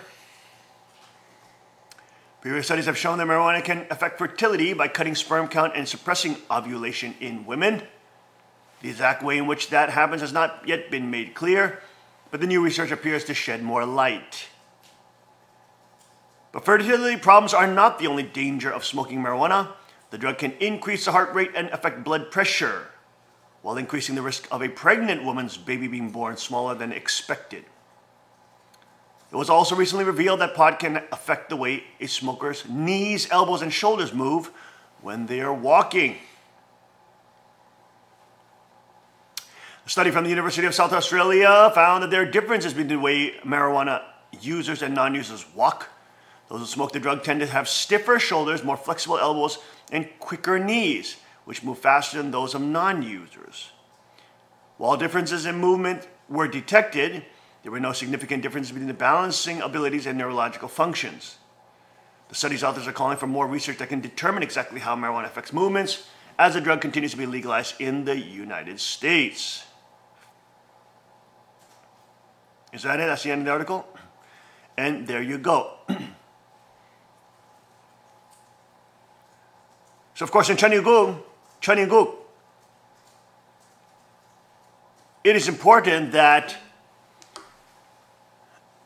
illegal substances are not regulated by the federal government, because as the federal government regulates illegal substances, it creates larger societal problems, namely black market prices, that then drive up the gang count and the gang violence. Well, they're banned. They cannot be banned. But they can be Yes, regulated. So they can be regulated like cigarettes can be regulated with age, Age labels, restrictions, and having they put the hazards, have the companies put hazard labels on them and requiring them to say that if you eat this, sperm count may fall, and it's whatever. But the problem of the war on drugs in America, obviously, is that it creates more drug use, and it creates more addiction, and it creates more gang violence, and it creates more gangs, and it rewards evil predators, and it rewards the evil gangs, and it rewards and gives huge payoffs by creating that black market price, okay? Because it's illegal, so then the gang members can sell it for $1,000, $2,000 times the profit, and they get tons of money. And the problem with that is then they become the moral and societal role models for the new generation of kids who can't see any way out of poverty, but they only can see their way to the drunk pimp because he's got all the girls and he's got the hoes around him with the drug money and the Mercedes-Benz and the Rolls Royces. So they think that the only way to success is by doing drugs. So it creates all sorts of societal problems. Whereas if you decriminalize it like Portugal have done, you destroy the gang monopoly, you destroy the black market price, you destroy the funding and the cash flow to the gangs. And thus they're not able to pay for their operations, and thus they're not able to do any more illegal activities at the profits they were doing before. And they're put out of business, just like Prohibition put out Al Capone out of business, and just how, Prohibition, getting rid of Prohibition, put Al Capone out of business, and just like decriminalization of illegal narcotics in Portugal destroyed the drug gangs there. And did it actually increase the drug usage and drug addiction levels in Portugal? No, they went down. Forbes magazine is famous for doing that article 10 years after Portugal has decriminalized drugs. Guys, pull up that article, Forbes magazine, decriminalization of drugs in Portugal. So that is why, of course, people must be able to choose, and they must, by their conscience and free will, say, I don't want to do these drugs. They're not good for me. I'm not going to do them. Just because something is illegal doesn't mean people are going to do it. Alcohol is legal, but people don't drink it because they know the deleterious effects. Smoking is legal, but people don't know it's bad, so they try not to do it. Right? They don't smoke. And the ones that are addicted want to get off. You see that? The problem is when the federal government comes in, it creates the artificial stimulation in the market, which then destroys human freedom in the end, and it creates more gang violence, more danger, more societal chaos, and more societal destruction.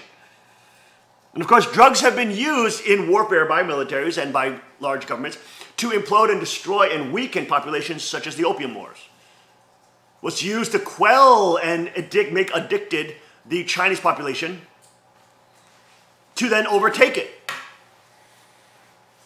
There we go, 10 years after decriminalization, drug abuse down by half in Portugal.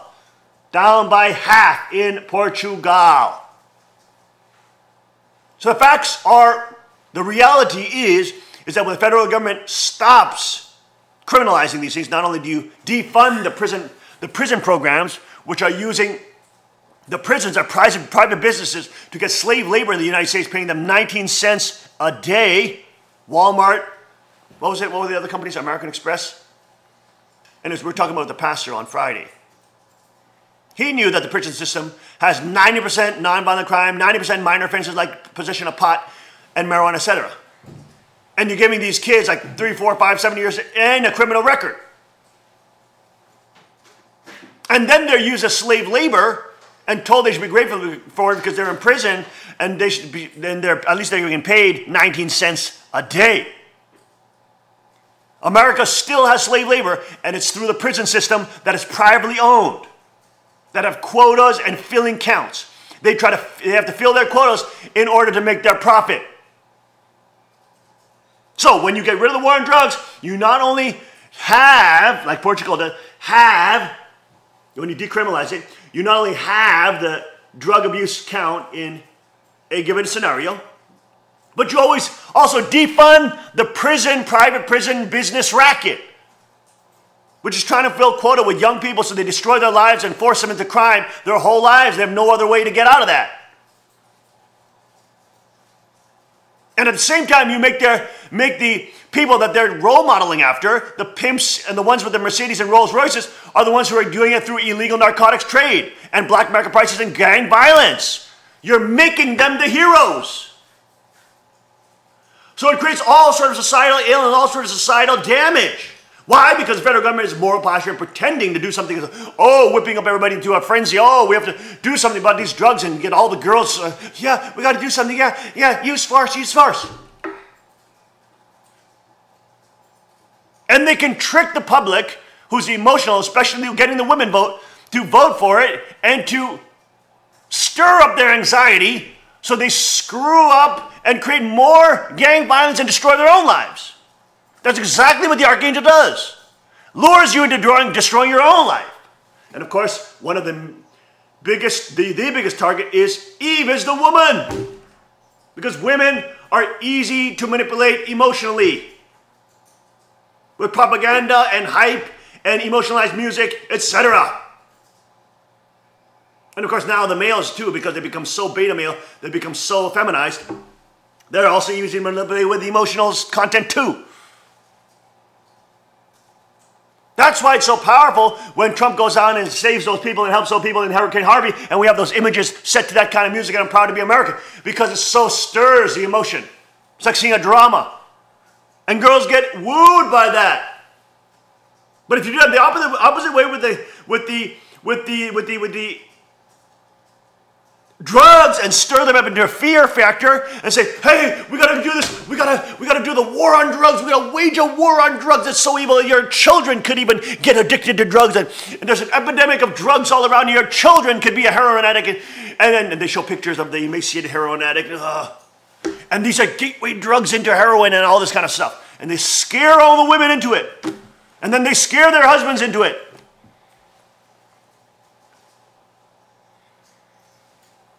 And then you got a war, then you got a state that's, quote, waging a war on drugs, which can never get rid of the drugs, which only increases the amount of drugs in the population, which then legitimizes the CIA running the drugs. And then it funds the prison private racket system, which is using poor minority children who are not doing violent crime as slave labor at 19 cents per day. And you get rising drug rates, and you get dilapidating and destroying communities, and you get young children and moms who are crying because their children are being carted off because they had possession of drugs. You break up families, destroy families, you fund the gangbangers, you fund the gang groups, you give them super high money value so they become the role models of this scenario, and you destroy the minority neighborhoods, you legitimize the CIA running the drug trade, you fund the private slavery system through the prison program. You create all sorts of societal ill. And that's why in Chanigog, these type of substances are not banned, but they are regulated. But the federal government cannot wage a war on drugs and allow all those societal ills to manifest and use it as a system and means of control for minority populations. To enslave black people and Asian people and Vietnamese people and Hispanics.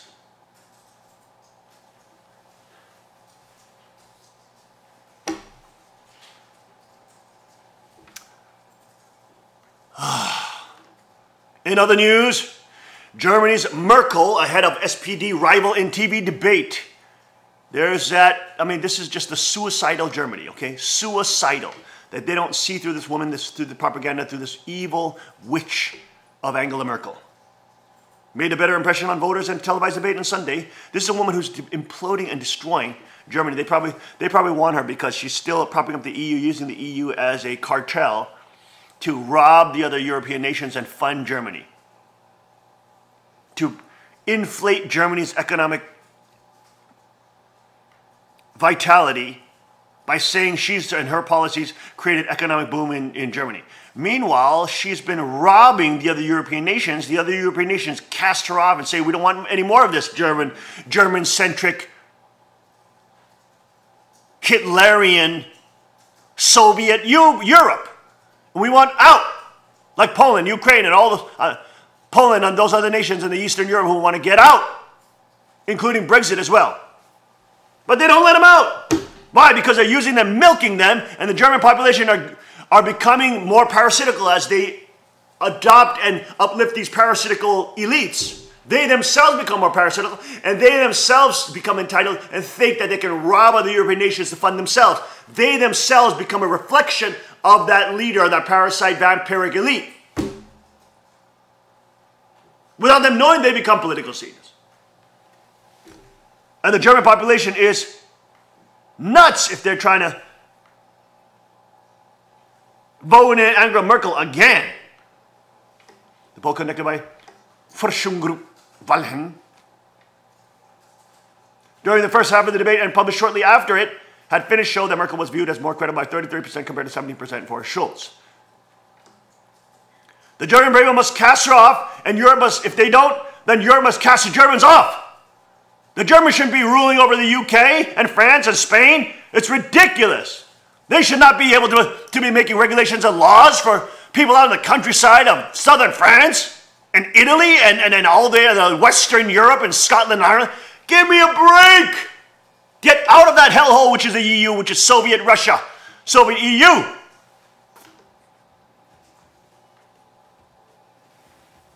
Burning Man's activity list. Free spankings, slutty mini golf, unicorn workouts. Some 70,000 people gathered in Nevada's Black Rock Desert for the Burning Man Festival. You've seen the photos of elaborate sculptures, the quirky art cars, and the wild, skimpy costumes that look like something out of Mad Max film. And of course, you know about the burn when a gigantic man built of wood goes up in flames. But have you ever wondered what people actually do at Burning Man beyond sex, drugs, and rolling around Nevada's Black Rock Desert on old bicycles deterred with faux fur? You need not travel any further than the official Burning Man website to get a taste of the hour ongoings at the week-long gathering of 70,000 people running through Monday. The site offers a highly entertaining two-scan list of activities offered by the hundreds of camps that foster the virtue of giving, whether it's dispensing cold water, teaching how to make tutas, or puckering up to strangers in a kissing booth. Oh my gosh, give me a break. Did you see where someone ran into the fire and burned himself to death? Oh yes, I saw that one. Some of the activities can be a little titillating. Imagine a summer camp sponsored by Good Vibrations with ample quantities of booze, glitter, and body paint. You won't find these recreational diversions on a cruise director's list. No, this is Burning Man, where fun and games are taken to unimaginable. It's hedonism! Below the list of activities, you can find hundreds more at burningman.org. Unicorn cycling workout. Have you ever ridden a unicorn? Have you ever done it in the deep playa? We know you haven't. We're going to fix that. Unicorn cycling workout is a unique experience of riding a flock of unicorns in deep playa with an unquestionable benefit to your health. Slutty mini golf. Come play a round of slutty mini golf. Take points off your golf game and completing slutty tasks, may the best slut, biggest slut win. Bad idea bar. Ever had a really bad idea, a really stupid idea? We want all of them. We love bad ideas and think they're worth a drink or three. Stop by any time the bar is lit. Prize awarded. Tongue pop challenge. You're not a tongue pop, then we want you. You think you're louder than reigning camp champs Poop-Eye and Burst Mode? The winner of Fantastic Pride, the loser to sashay away. Polygasms, get yours. Get over our exclusive facility for the best equipment and instruction there is for a creative essence, essential growth, and polygasms, whatever the hell that is. Spank Bank. Have you ever been naughty or would you like to be? Where the playful Central Playa spanking experience. Let us tan your behind, tease your mind, and satisfy your thirst. That's so pathetic.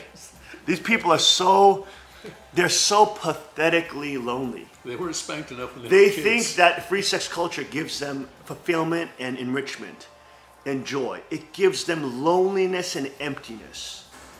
Total pathetic emptiness that can never compare to a powerful, God-centered, absolute sex marriage. Cannot even come close. This is so pathetic. They literally have to pay people, okay, to spank them, and literally have to pay people to do slutty golf, to get off on some kind of high, because they don't have a real relationship and real love and real romance and real joy and real intimacy and real power. They're just pathetic wannabes with loser gathering together with other bunch of losers trying to pretend they're having a good time with their complete wastes. Have wasted their life away to sluttiness. Wow, look at this picture of this old woman doing a clean and snatch. Look at this. Powerlifting moves. Look at that grandma doing that snatch. Oh my gosh, that's amazing. How pathetic. We'll be right back after a short break. Stay with us on the King's Report. Had to be the last thing on my mind. Yeah, I was all but lost in the moment. I was young and running wide open. It was just another summer night. Had to be the last thing. Hi, welcome to Tommy Gun Warehouse. We have a short video for you this afternoon. We want to show you how to work the action on a P380. This is our very small pocket 380 that it has a very strong spring, to work the slide. And this is because it's a very small gun, and we need to have that extra spring tension to actually make the gun work properly. So today I want to show you how to properly work the action. Ladies sometimes find it very difficult, not to mention some men find it difficult to work the slide. Okay, so I just wanted to show you how to hand a firearm to someone properly. The ejection port should be up, the slide is back, and nothing in the magazine well. Then you take this and you hand it to somebody in this manner. They should then verify that it is empty and nothing in the magazine well. And now what I want to show you is how to work the action on this P380. It's sometimes difficult for men and many times difficult for women, but if you know how, it's not that difficult. So Di is going to start out by facing at a 45-degree angle downrange. The gun is going to be, the axis of the barrel is going to be the same axis as her forearm.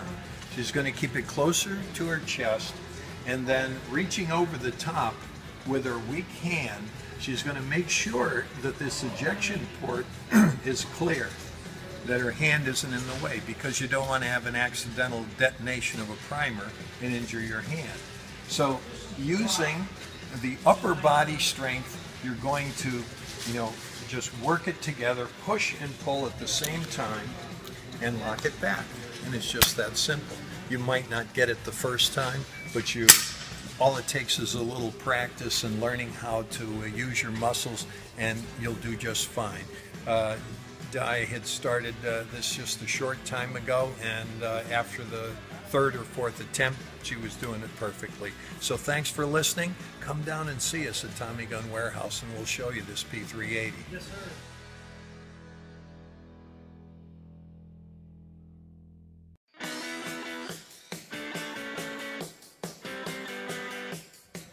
Hi, welcome to Tommy Gun Warehouse. We have a short video for you this afternoon. We want to show you how to work the action on a P380. This is our very small pocket 380 that it has a very strong spring, to work the slide. And this is because it's a very small gun, and we need to have that extra spring tension to actually make the gun work properly. So today I want to show you how to properly work the action. Ladies sometimes find it very difficult, not to mention some men find it difficult to work the slide. Okay, so I just wanted to show you how to hand a firearm to someone properly. The ejection port should be up, the slide is back, and nothing in the magazine well. Then you take this and you hand it to somebody in this manner. They should then verify that it is empty and nothing in the magazine well. And now what I want to show you is how to work the action on this P380. It's sometimes difficult for men and many times difficult for women, but if you know how, it's not that difficult. So Di is going to start out by facing at a 45-degree angle downrange. The gun is going to be, the axis of the barrel is going to be the same axis as her forearm. She's going to keep it closer to her chest, and then reaching over the top with her weak hand, she's going to make sure that this ejection port is clear, that her hand isn't in the way, because you don't want to have an accidental detonation of a primer and injure your hand.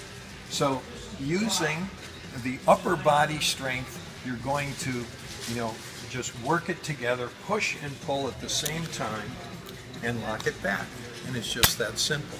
You might not get it the first time, but all it takes is a little practice and learning how to use your muscles, and you'll do just fine. Di had started this just a short time ago, and after the third or fourth attempt, she was doing it perfectly. So thanks for listening. Come down and see us at Tommy Gun Warehouse, and we'll show you this P380. Yes, sir.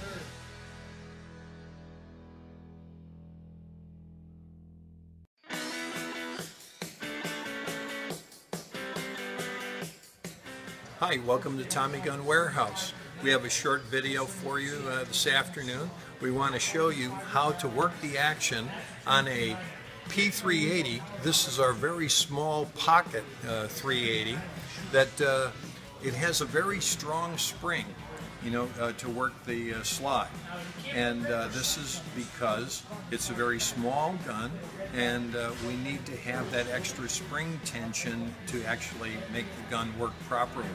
So today I want to show you how to properly work the action.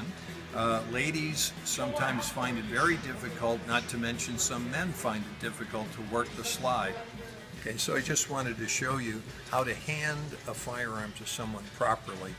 The ejection port should be up, the slide is back, and nothing in the magazine well. Then you take this and you hand it to somebody in this manner.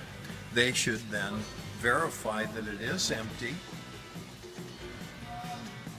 and nothing in the magazine well.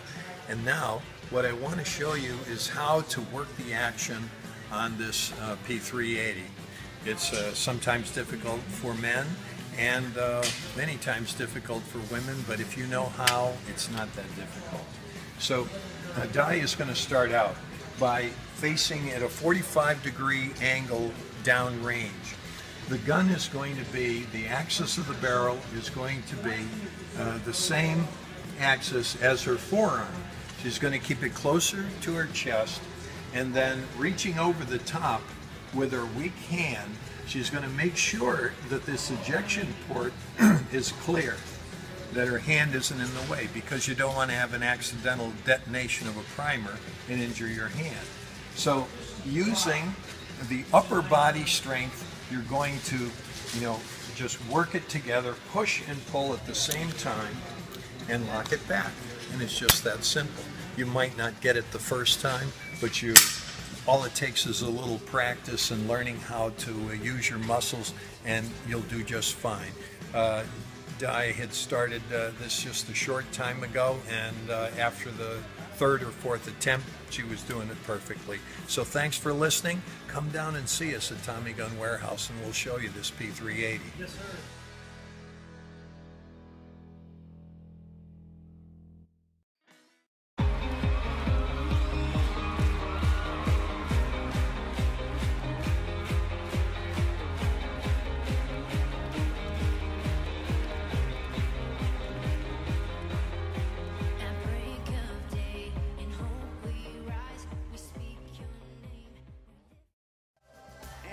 Welcome back. This Monday, September 4th, 2017, the King's Report. I'm your host, Hyung Sean Moon, Second Kim Chuniguk. And here we are with our guest, Nikki, Veronica Hanavig, who's also known as Nikki. Raised Roman Catholic and Slovak traditions in a Jewish neighborhood in uptown Manhattan. Nikki has a pre-1970 Navy background as a third-class petty officer. Upon marriage, she and her husband lived and raised children in a variety of socioeconomic communities in several states and in Scotland. Professional experience includes motherhood, substitute teaching, and mediation. As a certified rehabilitation counselor, she provided addictions counseling and medical and vocational case management to injured workers. Because of her life path, Nikki has a better than average view of diversities as well as the similarities within communities. Besides her experience in motherhood and group facilitation, she has planned and instructed her own version of empowerment classes with focus on what is healthy within individuals and communities rather than a traditional focus on its pathology. Upon learning in 2002 that incumbent Don Sherwood was on the board of directors of the United Nations Association USA of Northeast Pennsylvania, in 2004, Nikki gained ballot access as a Constitution Party candidate for Pennsylvania's 10th Congressional District and received 7% of the vote. In 2013, she participated in the organizing and facilitation of an election for the people of Lackawanna County to convene a common law grand jury. In 2014, along with 4 other concerned people, had drafted and submitted to Senator Blake 22nd District a cost-saving Plan A to eliminate 7 of the 10 Lackawanna County District judges. In addition, if needed, a Plan B model binding a resolution on Supreme Court for the Commonwealth of Pennsylvania to restore the people their intended power and authority was also submitted to Senator Blake for him to introduce to the Pennsylvania Senate. And so much more she has done. She's earned a bachelor's degree of science in rehabilitation science from the University of Texas Health Science Center, Dallas, Texas. In 1990, her master's of science degree in rehabilitation counseling with emphasis on human resources administration was earned from the University of Scranton in Scranton, PA. In 2004, she received a certificate of achievement in conflict resolution and mediation from Marywood University, Scranton, PA, and volunteered at the Rose Center in Scranton until 2009. Thank you so much for joining us this morning, Nikki. I have to actually look in different places. I have to look at cameras over here, but I'm also talking to you here, so forgive me if I'm going back and forth. During the break, we were talking about the Federal Reserve as you broke down this incredible reality of breaking it in dollars and cents. Can you break that down once again for our audience?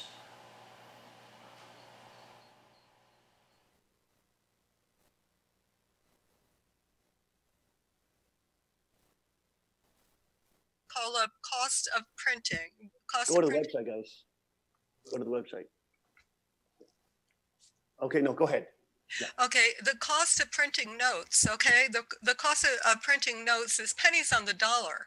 Since 1965, when the silver was taken out of the coin, the fact is that we have become the creditors, because in 1993, somebody handed me a booklet from the Federal Reserve Federal Reserve Bank in Richmond, Virginia.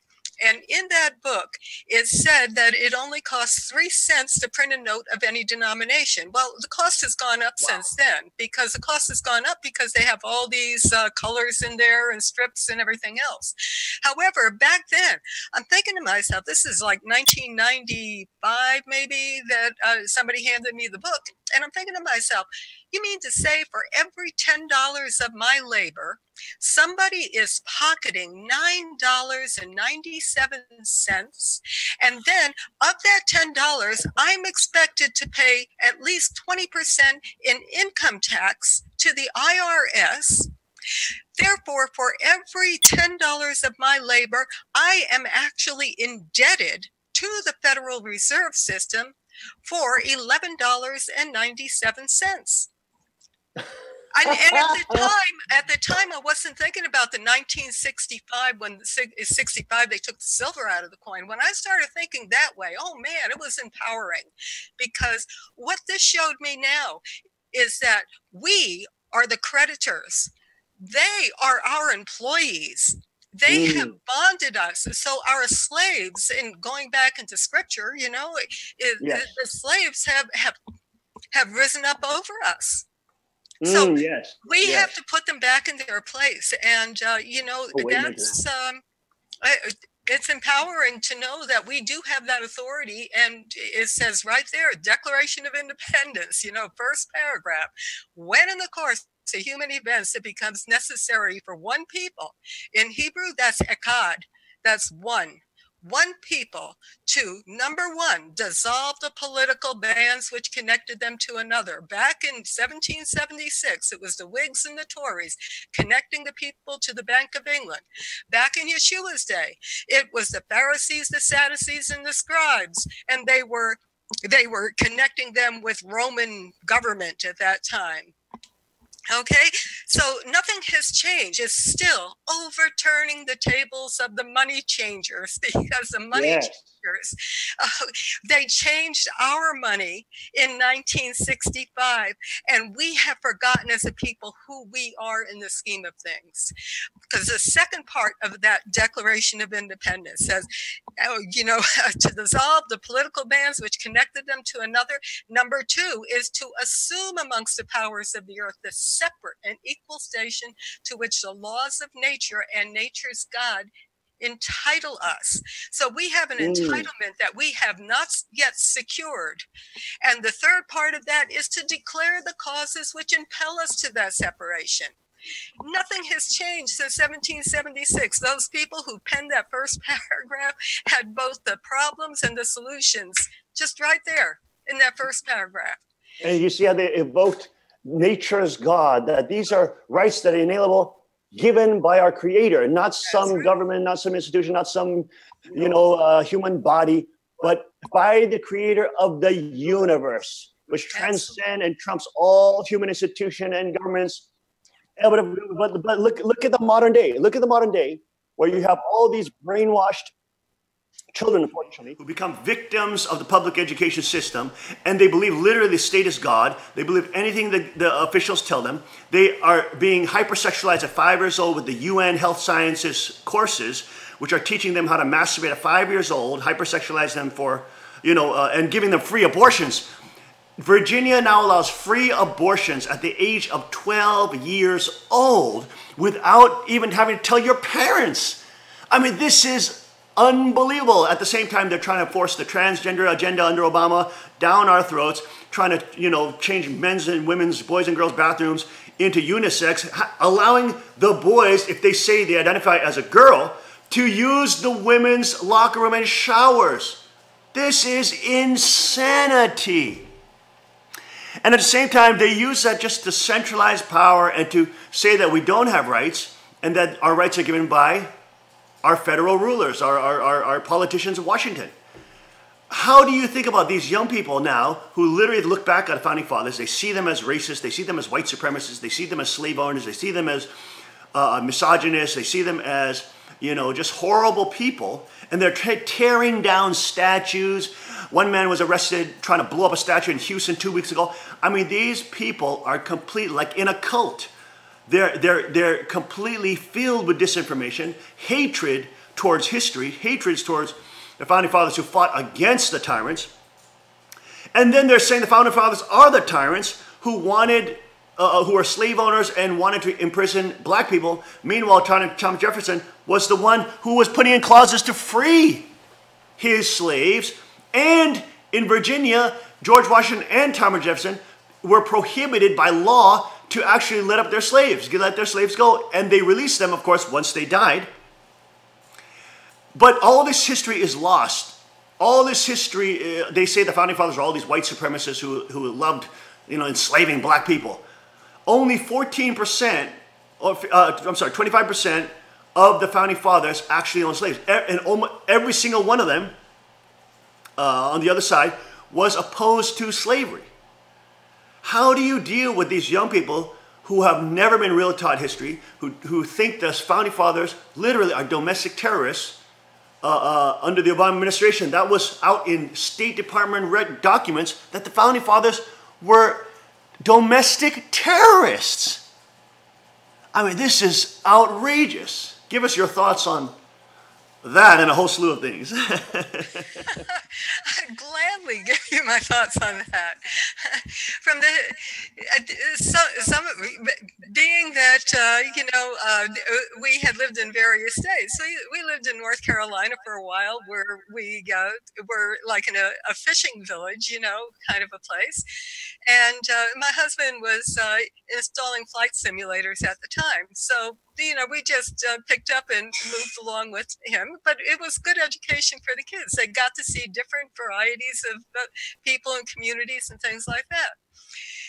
And what was really interesting is when the children came home from school, and they were like in the junior high school, and they started talking about the war of aggression Okay, the Civil War. Being raised in the North, you know, I'm thinking to myself, Civil War, the war of aggression? I got to look more into this. And it seems like what some of the plantation owners were doing is they were setting their people up. I mean, the blacks were fine with, you know, what was going on. Everyone got along, and the blacks had their own communities and things like that, but they were happy in doing that because they were amongst their own. It's the Akkad kind of a feeling. So the thing is that what I learned is that they were doing crop sharing, because they found out, I mean, just like with a farmer, if you keep your equipment well oiled and, you know, in good condition, it's gonna pay off for you. Well, smart plantation owners did the same with their people, with the quote slaves, okay, the servitude, and we're in indentured servitude now. We just don't know it. Debt servitude. Mm-hmm. So the thing is that what they were doing is crop sharing. So every a slave, you might say, had their own piece of land that they worked and they profited from. And this tearing down of all these statues and bombing them and all of that sort of stuff, that's the emotional issue that the media wants us to focus on. The fact is that the Articles of Confederation were America's first constitution. And it is a perpetual constitution. That means it's still in effect today. What happened in 1787 when they went to that constitutional convention because the central government wasn't strong enough, what they did is they formed the United States Corporation, okay? If you look at 28 USC 300215, you'll see it defined, United States, a federal corporation, okay? Wow. So therefore, what they don't want the people to know is that, hey, look, they have enfranchised us because the 13th Amendment, and I hope I hope you're putting it together. I mean, ask me if I'm going off on tangents. And no, please, go ahead. Okay, the 13th Amendment, the first 10 amendments belong to them and their posterity, those who put together that Constitution for the United States. It's for them and their posterity, the first 10 amendments, because by amendment 11 through 27, the 13th amendment especially, says there shall be no involuntary servitude, and then there's a comma, except if duly convicted of a crime within the United States or any place subject to its jurisdiction. Second part of that says Congress, meaning the reconstructed political bands that were dissolved back in 1776 in that first paragraph, okay? Congress, Democrats and Republicans, will make their, can enforce this amendment by appropriate legislation.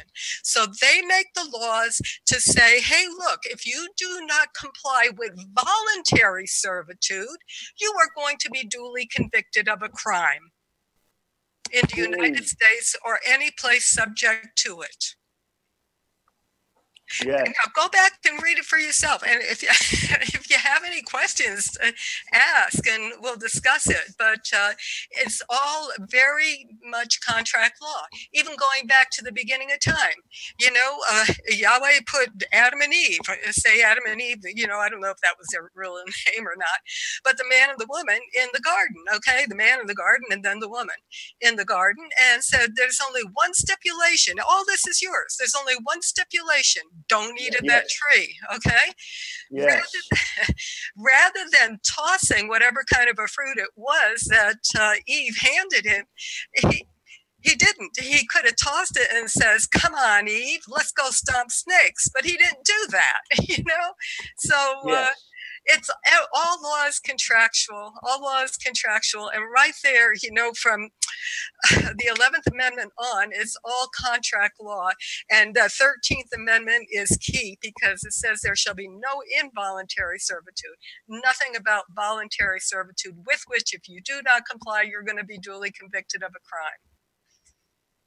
Wow. Now getting back to the garden, because I would always say that God blessed men and women. I'm getting a double echo here in my earphones. Sorry about that. But God blessed men and women to be fruitful, multiply, and have dominion over creation, or subdue the earth.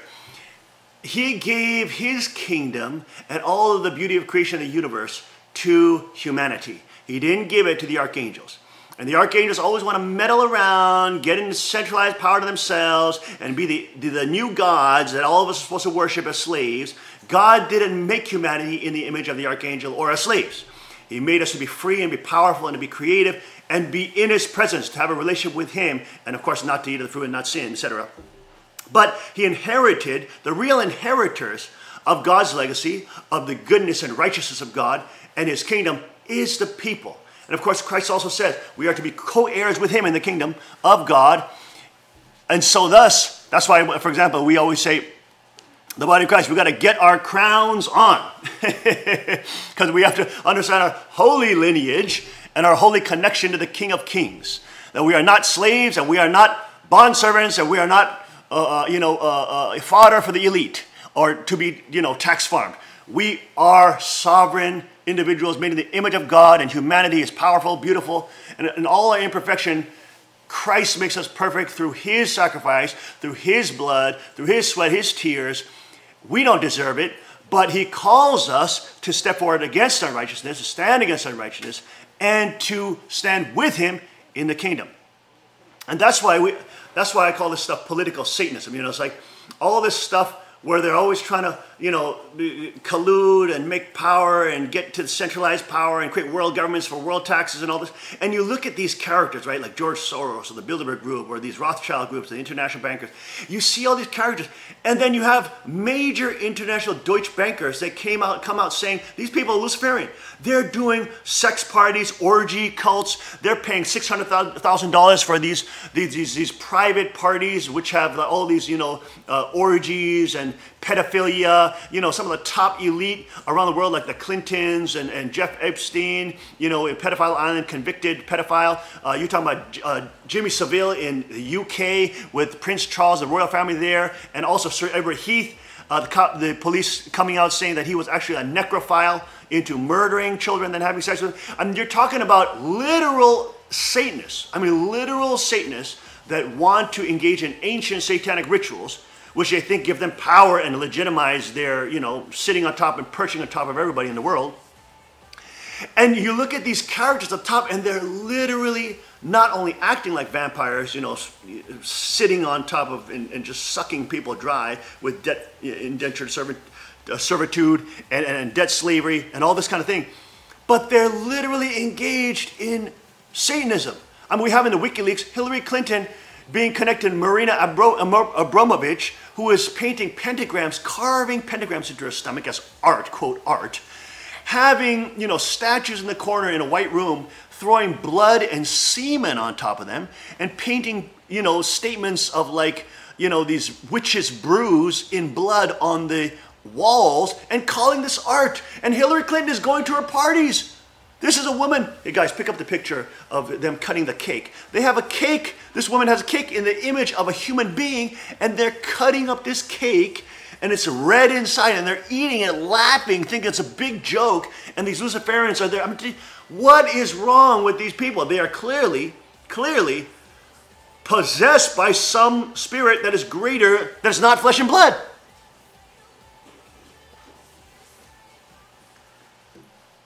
Have you seen these pictures of Marina Abramovich? No. Okay, we got to get these up on screen for you. Guys, get the pictures up of... I don't know if I want to see.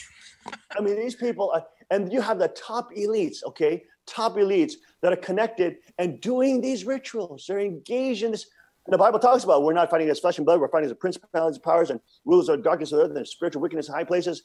We are literally fighting against Satan. Right? Exactly. But, Yeshua did send, give us some kind of like a model to go by. he was up on the mountain and he refused everything that was offered to him. He could have had the world with a fence around it at that time. And he said, no. And he says, don't take them out. In John, in the book of John, I believe it's 17, chapter 17, don't take them out of the world, but keep them from the evil therein. And yes. And in Revelation, it talks about, the church of Philadelphia, and everybody thinks, oh, yeah, I'm in the church of Philadelphia. Well, it says, don't let any man take your crown. So we have to remember who we are, because a crown is our sovereignty. Yes. And that is important that, yes, all these things are going on out there. But what are we doing personally to make a difference? Yes, yes, yes. You know what I love about George Washington? We had Vince Mendino on the other day. Bulgo Media out here with different radio stations. But he was talking about George Washington, how much of an amazing patriot George Washington is. What a hero he is. And he was talking about Cincinnatus. It was one of his heroes that he heard about, what George Washington heard of when he was young. And this was a Roman general who basically was called upon by the Roman government to have imperial power to then fight off a certain group. And he was victorious, and all the people wanted to make him emperor. And he returned back to his farm, and he said, no, I don't want it. And George Washington heard that as a while he was in his formative years as a young man. And then eventually, when he, of course, was victorious with the revolution and all the founding fathers, et cetera, fighting against the largest imperial power in the world at that time, and being victorious, and gaining sovereignty, and everybody wanted to make him king. And of course he didn't. He stepped away and he said, I didn't want to be king. But really what in effect he did was allowed all American citizens to be kings and queens, because all the rights of the past kings and queens were, the rights of sovereignty, territory, the right to defend yourself and to bear arms. All these things were powers of the elite that they would say they have. But they were never given to the serf classes, or they never given to the other classes in feudalism. And effectively, by George Washington stepping down from, quote, being a king, he actually allowed all peoples in the U.S. to be king of every race, creed, and color. He doesn't care whether you're black, white, Asian. The founding fathers created a society where all people could come and succeed and integrate themselves into the principles of freedom and prosperity and sovereignty. I mean, what a gift to humanity. And they're being called white supremacists, and they're being called, the evildoers, and we have to do away with them and bring Marxism in by these young brainwashed kids who are like 16, 17 years old in Antifa. I mean, how sad is that? Well, the thing is, if I were a member, okay, of the founding fathers, okay, let me put it this way: the people who developed the colonies, it was the feudalistic system in Great Britain generally, okay, that sent their people over here to maintain charter. That's contract law, okay, charter the colonies, all right. Now, if you were a member of those families, all right, and knowing that feudalism is a family business to protect and defend for the crown or whatever, then by design, even though the Articles of Confederation that gave the liberties and everything to everyone, it's still in effect, okay? Oh, well, we'll just go ahead and do this corporation so that we can continue our business ventures on behalf of the crown. For them and their posterity, those 10 amendments belong to them with the militias and stuff like that. It's all contract law. When you look at that Constitution in terms of contract law and the way that contract was set up with these feudalistic families that were in charge of these corporations for the crown, nothing has really changed, especially after Reconstruction. Why would anybody have to reconstruct a nation that was conceived in liberty? Just the words that they're using. And capitalization, when our names are capitalized, all right, they're telling us, but we're not getting it. look, your name is capitalized. You don't exist unless you're capitalized. Now that we have taken the silver out of the coin, it's you who are capitalized. So all these subtle things, you know, is what they're telling us. But and the second paragraph where it says, you know, we hold these truths to be self-evident, going back to the Declaration of Independence, Yes, of course. yes. Okay. There is no transition word between the first and the second paragraph. If it said, because we hold these truths to be self-evident, that all men are created equal and they are endowed by their creator, we would know it is the God of nature and nature's God of the first paragraph. Doesn't say, you know, because. But there were people there who were members of the charter and were chartered to be there, okay, contracted to be there. And their creator, of course, was whoever formed that corporation that sent them over there, you know, and the Dutch and the English and whatever. So there are people in that midst in 1776 who were thinking to themselves, although we hold these truths to be self-evident, that all men are created equal and they are endowed by their creator, well, you know, we were chartered, so our creator is, you know, the crown. Governments are instituted for them, okay? You see, Yeah. I mean, it's right there. But It became in Gov we trust. yeah, it's they told us what they were doing, and you know, we just don't get it because we're so brainwashed into thinking, oh, these apply to us. Well, not necessarily. Not necessarily. Wow. Great However, point. Wow. Go ahead. there seems to be a remedy because none of the nine states that established that U.S. Constitution in 1787 had ever submitted their state constitutions to the people for ratification. Okay. Now, because we are enfranchised to vote in this corporate state or this corporate government, okay, a franchise is part of a corporation. Therefore, we're capitalized and so on and so forth.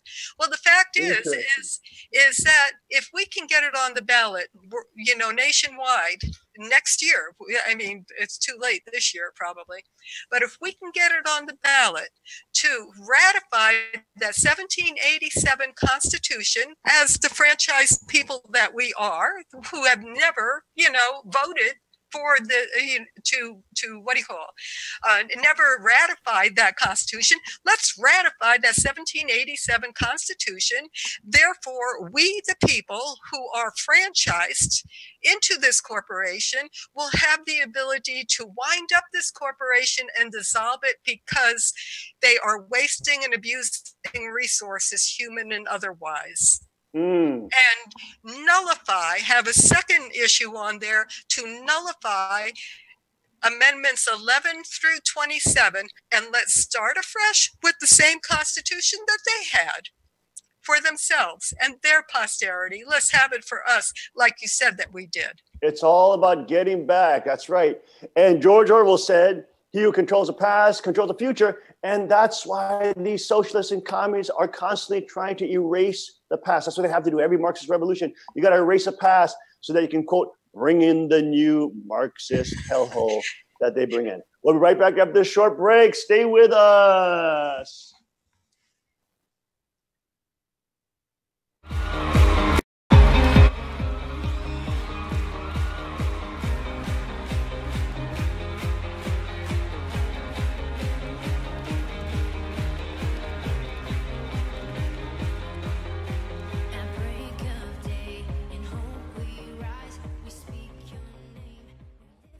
Car Arms, Magnum Research, and Auto Ordnance. The Car Firearms Group. With a diverse product line that blends American craftsmanship with cutting-edge technology. It's no secret why gun enthusiasts choose Car Firearms Group. From the Desert Eagle and Baby Desert Eagle made famous by Hollywood. The history of the 1911 and the Tommy gun. To the best in compact concealed carry. Carr Firearms Group is not only the first name in personal defense, it's a name that has earned the respect of gun enthusiasts around the world. Concealment, innovative technology, value, accuracy, and history. Carr Firearms Group. Made in the USA. Visit carr.com today.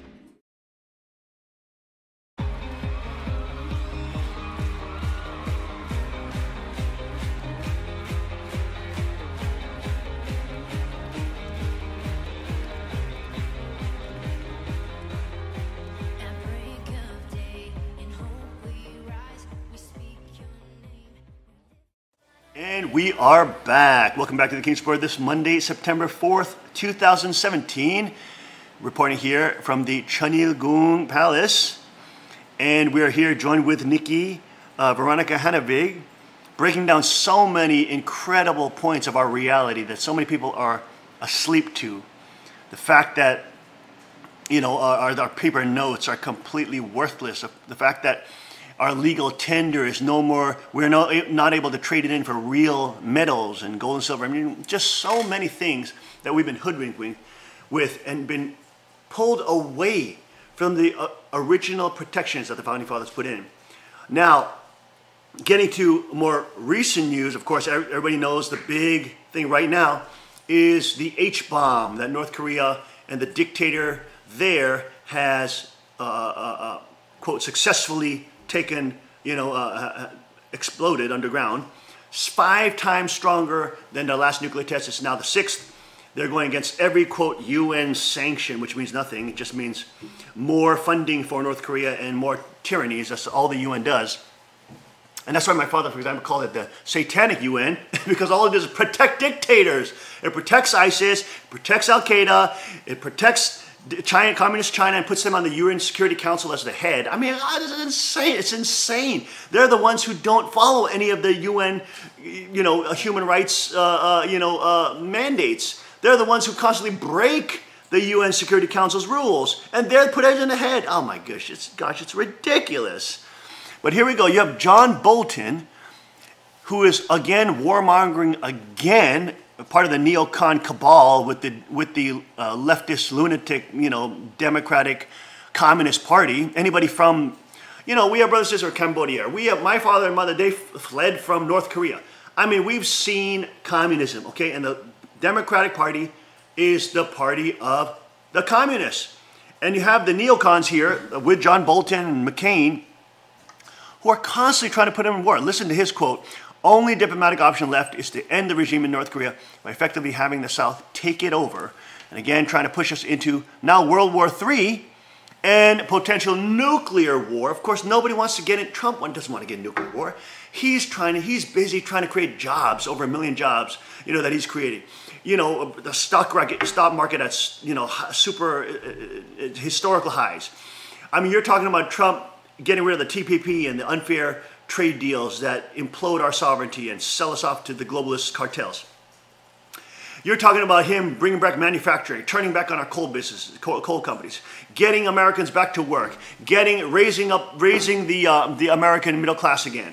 I mean, he is just standing there fighting. Did you see the pictures of him at Hurricane Harvey, taking care of the folks down there and the victims of the flood, and him hugging everybody? And you have all these Black Americans and Hispanic Americans and Asian Americans and everybody trying to come up to him and take pictures, and they're so happy, and there's all this beautiful, unity that the mainstream media hates because it goes against their narrative that he's a white supremacist and he's a Nazi president and he's a fascist and he hates black people and he wants to make them slaves and he wants to, imprison Hispanics and he hates all Latinos.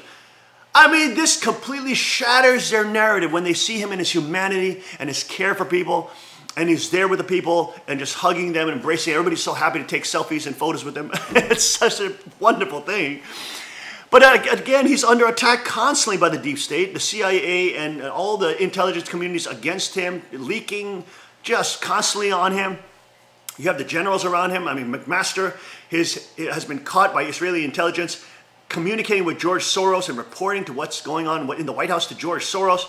McMaster also has worked for a George Soros-funded NGO in his past. I mean, these people are connected to some of the largest international criminal bankers who literally implode nations for their profit, creating boom and bust cycles and then profiting up on the up and down cycles.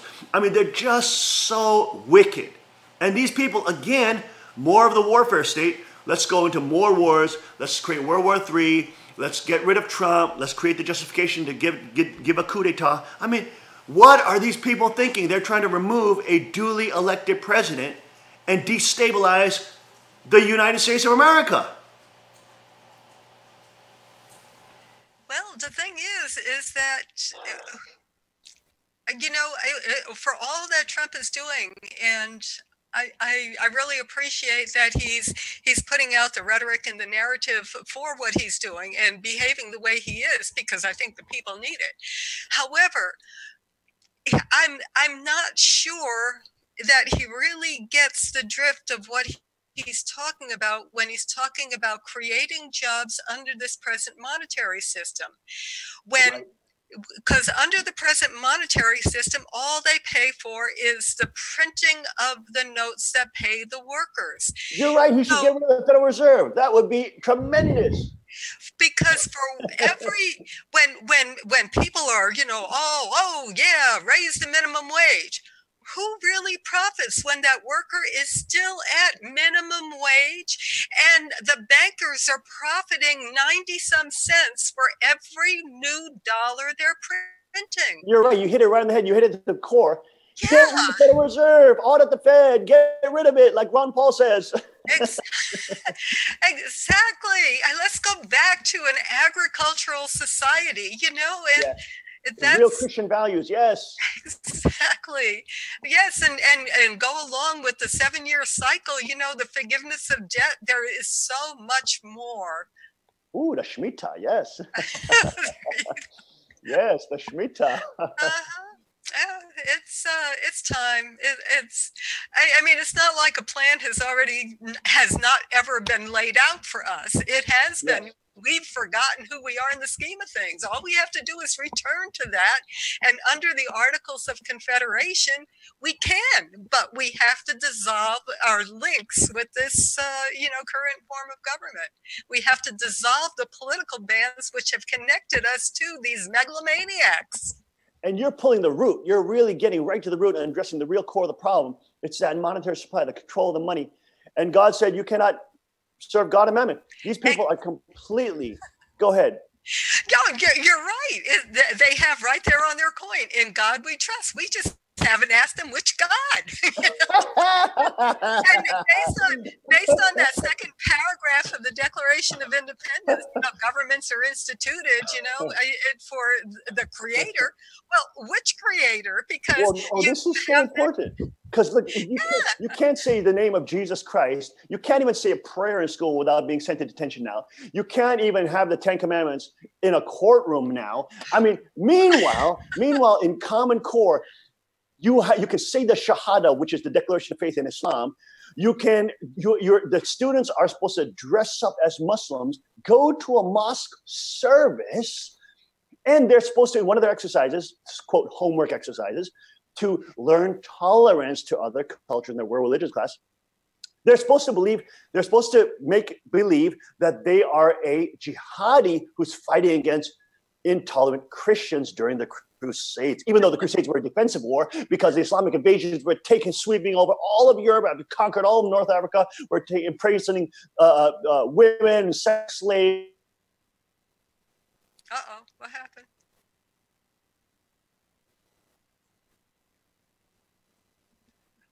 Orthodox fundamentalist Islam.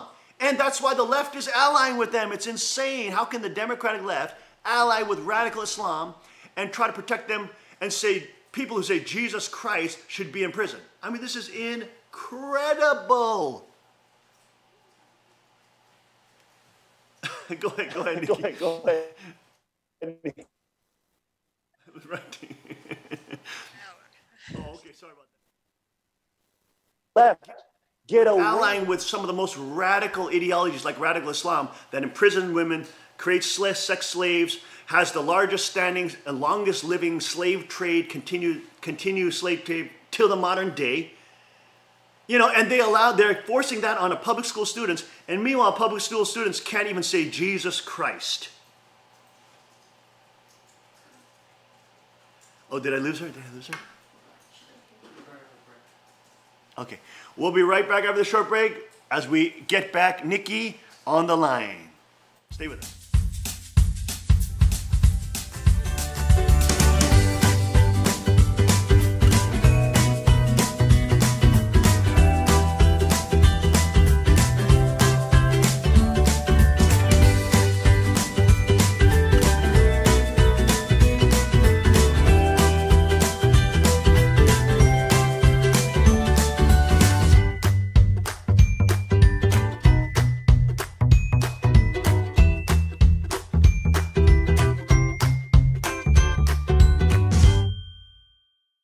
Car Arms, Magnum Research, and Auto Ordnance.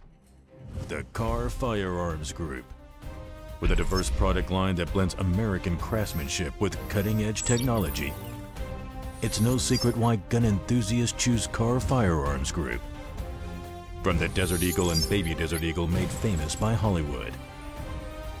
The history of the 1911 and the Tommy gun.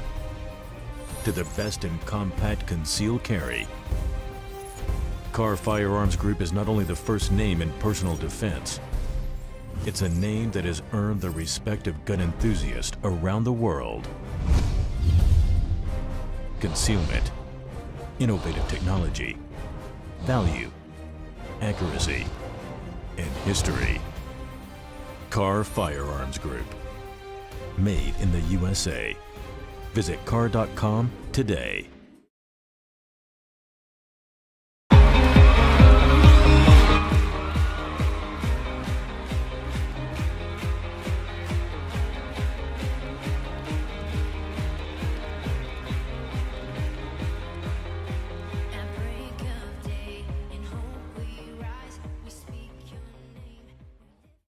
And we are back.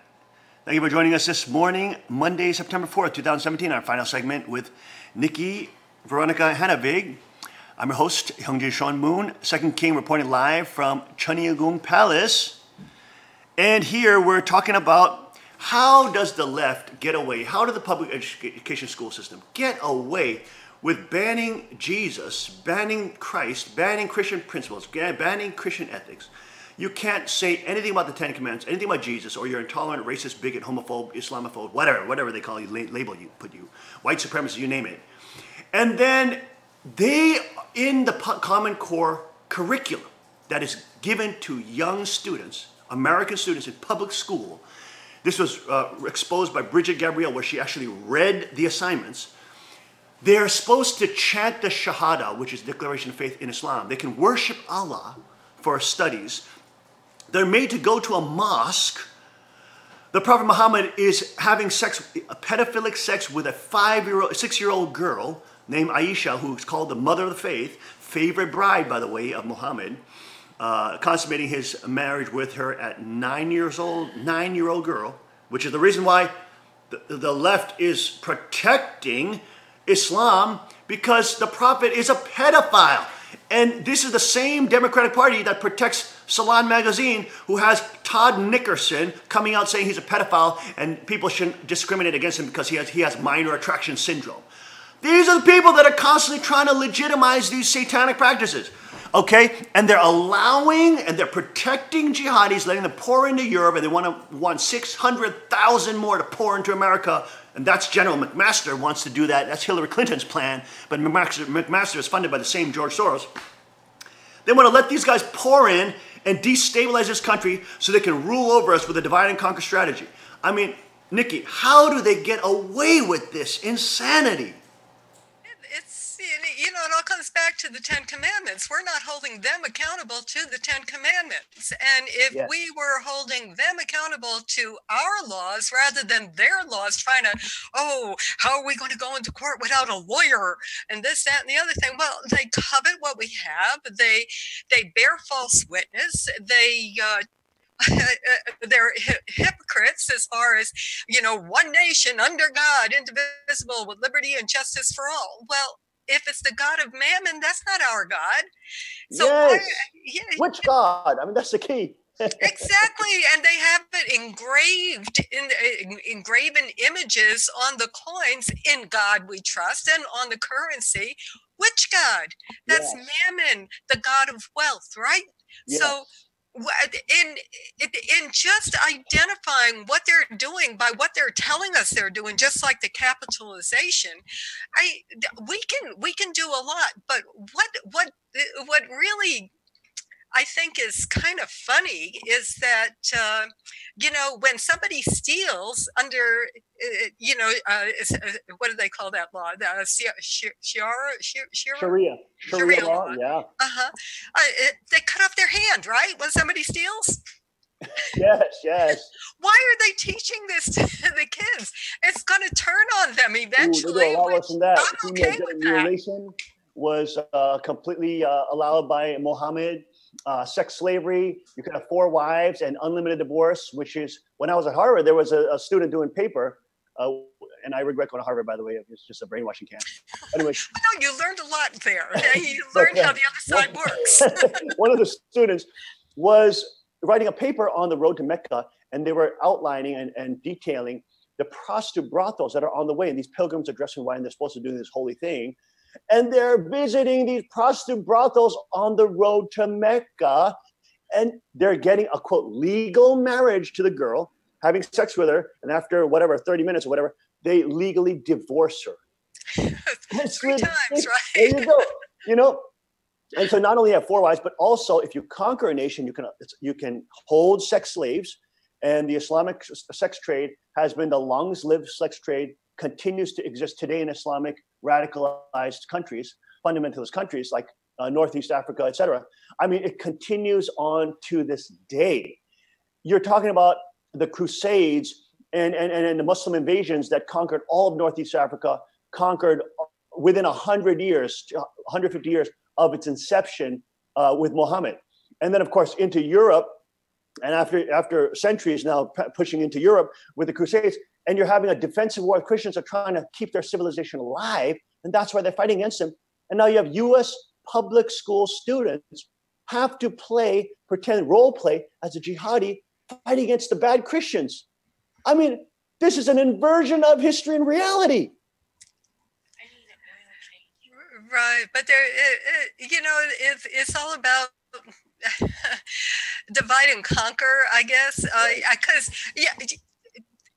like it or not, okay, through the seed of Abraham came them as well as us, those people who have, gone in that direction.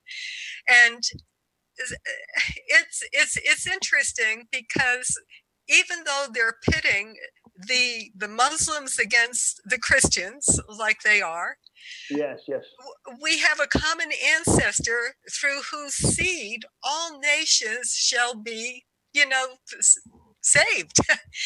And if I were a megalomaniac and wanted the world and all that is in it, my only competition would be them, right?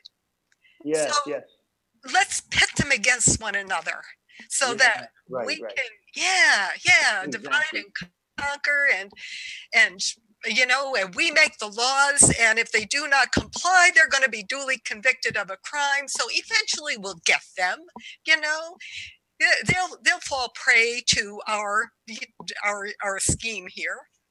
Well, you're right. That's why, with the Christian, we have to come together. And you're right. We have to come together and unite, just like President Trump's doing with the Hurricane Harvey victims, coming together tonight of all race, creed, and colors. It's just a problem when one of the ideologies literally genocides people. If you don't convert or if you leave, you're an apostate, you can be killed, but it's true when we come together around the principles of sovereignty and freedom and Judeo-Christian principles, then those violent genocidal tendencies of other ideologies like radical Islam are moderated because they have the Christian ethic, because they have the JC ethic, the Jesus Christ ethic, which then moderates that type of radical behavior and makes them accountable to, God's people. Because in the end, if the Christians put down our arms and our ability to defend ourselves and our civilization and community, if we do that, we get overrun. And in the case of America, when you look at America compared to Europe, it's the only place where the Christians still have a strong Bible-based, network. But at the same time, we still have the rod of iron. The Christians are armed here, and so you can't just push them around, and you can't just enforce hordes on them. They will fight back. I mean, they don't want to. None of the Christians want to fight back. Nobody wants a hot war. Nobody, even though they're trying to make a civil war here, nobody wants to. That we want to love our enemies and pray for our enemies, those who persecute us. We want to live in peace. We want to serve God and love God and give glory to Him. But at the same time, if we're being overrun and taken over, God calls us to stand up against unrighteousness. And that's why they're so frothing at the mouth, always trying to disarm us and always trying to get rid of Christians' ability to defend themselves and call us racists and call us, isolationists and all this kind of thing. It's so critical that Christian culture is the center because Jesus is the true God and He is the true Messiah. Yep. And, when you stop and think about it, in John 17, it talks about we are in Him and Him in us, meaning the body of Messiah, okay? So, or the body of Christ, however you want to put it, okay? So if we are in Him and He is in us, and according to the laws of nature, and nature is God, there's T cells and B cells. There's neutrophils and macrophages. They clean out the body. It's just a matter of us realizing who we are, and if we are in this body, let us go to our ultimate destination within the body. We're not all brain cells. We're not all skin cells. We're not all muscle cells. We all have some place where we fit in our communities and in the body as a whole. We have to learn who we are in the scheme of things and then just claim that position and do it. Amen to that. Nikki, thank you so much for joining us this morning. What a great joy it's been. I'm sorry for all my ranting. I just get really... That's okay. It's a time for ranting. Yes. But thank you so much for sharing all your wisdom. You're an amazing woman. Thank you for your standing up for the Patriots, with the Patriot community, and standing up for goodness, standing up for integrity, honor, character, and just God's love. God loves the world. He loves you. He wants you to step away from sin, step away from wickedness. He wants you to accept Jesus. He wants you to transform your life. He wants to change you and make you a new creation. He wants to completely, radically alter your destiny. You may be bought into the social cult. You may be bought into the political cult. You may be bought into the brainwashing cult of the public schools and all the government, government is God. But God is the one true God. He's the one who loves you. He's the one who created you. He's the one who can save you. He's the one who can separate you from the pain and suffering, from the perpetual cycle of enslavement and suffering that humanity's in. He's the only way. And when we return to Him and set our civilization, it doesn't mean we'll be perfect. Doesn't mean we'll be flawless, and we won't argue with each other once in a while. But it means that God's will is perfect, and He can use imperfect people to do His perfect will. All we have to do is ask for Him for His forgiveness. All we have to do is say, God, I'm sorry. I'm sorry. I sinned against you. I have sinned. I recognize my sin. I recognize, and now I don't want to do that anymore. And I want you. I want you. I want to be like you. I want to pursue you. And I want you to be the Lord of my life. Accept Jesus into your life today. He is the true transformer. He is the true answer. And all this chaos that we're experiencing in the world and all the craziness in our civil war and North Korea and H-bombs and all this insanity, it is Christ and His kingdom that is coming. And it is Christ who is the answer, in the end, to all things. So we thank you once again. Thank you, Nikki, for joining us this morning. God bless you. Just awesome to talk to you. Such an honor and privilege to have some time with you to discuss such important things. We thank you all for joining us on today's broadcast. We pray that you stay in the purpose of God and the will of God and give Him all the glory as you go through this day.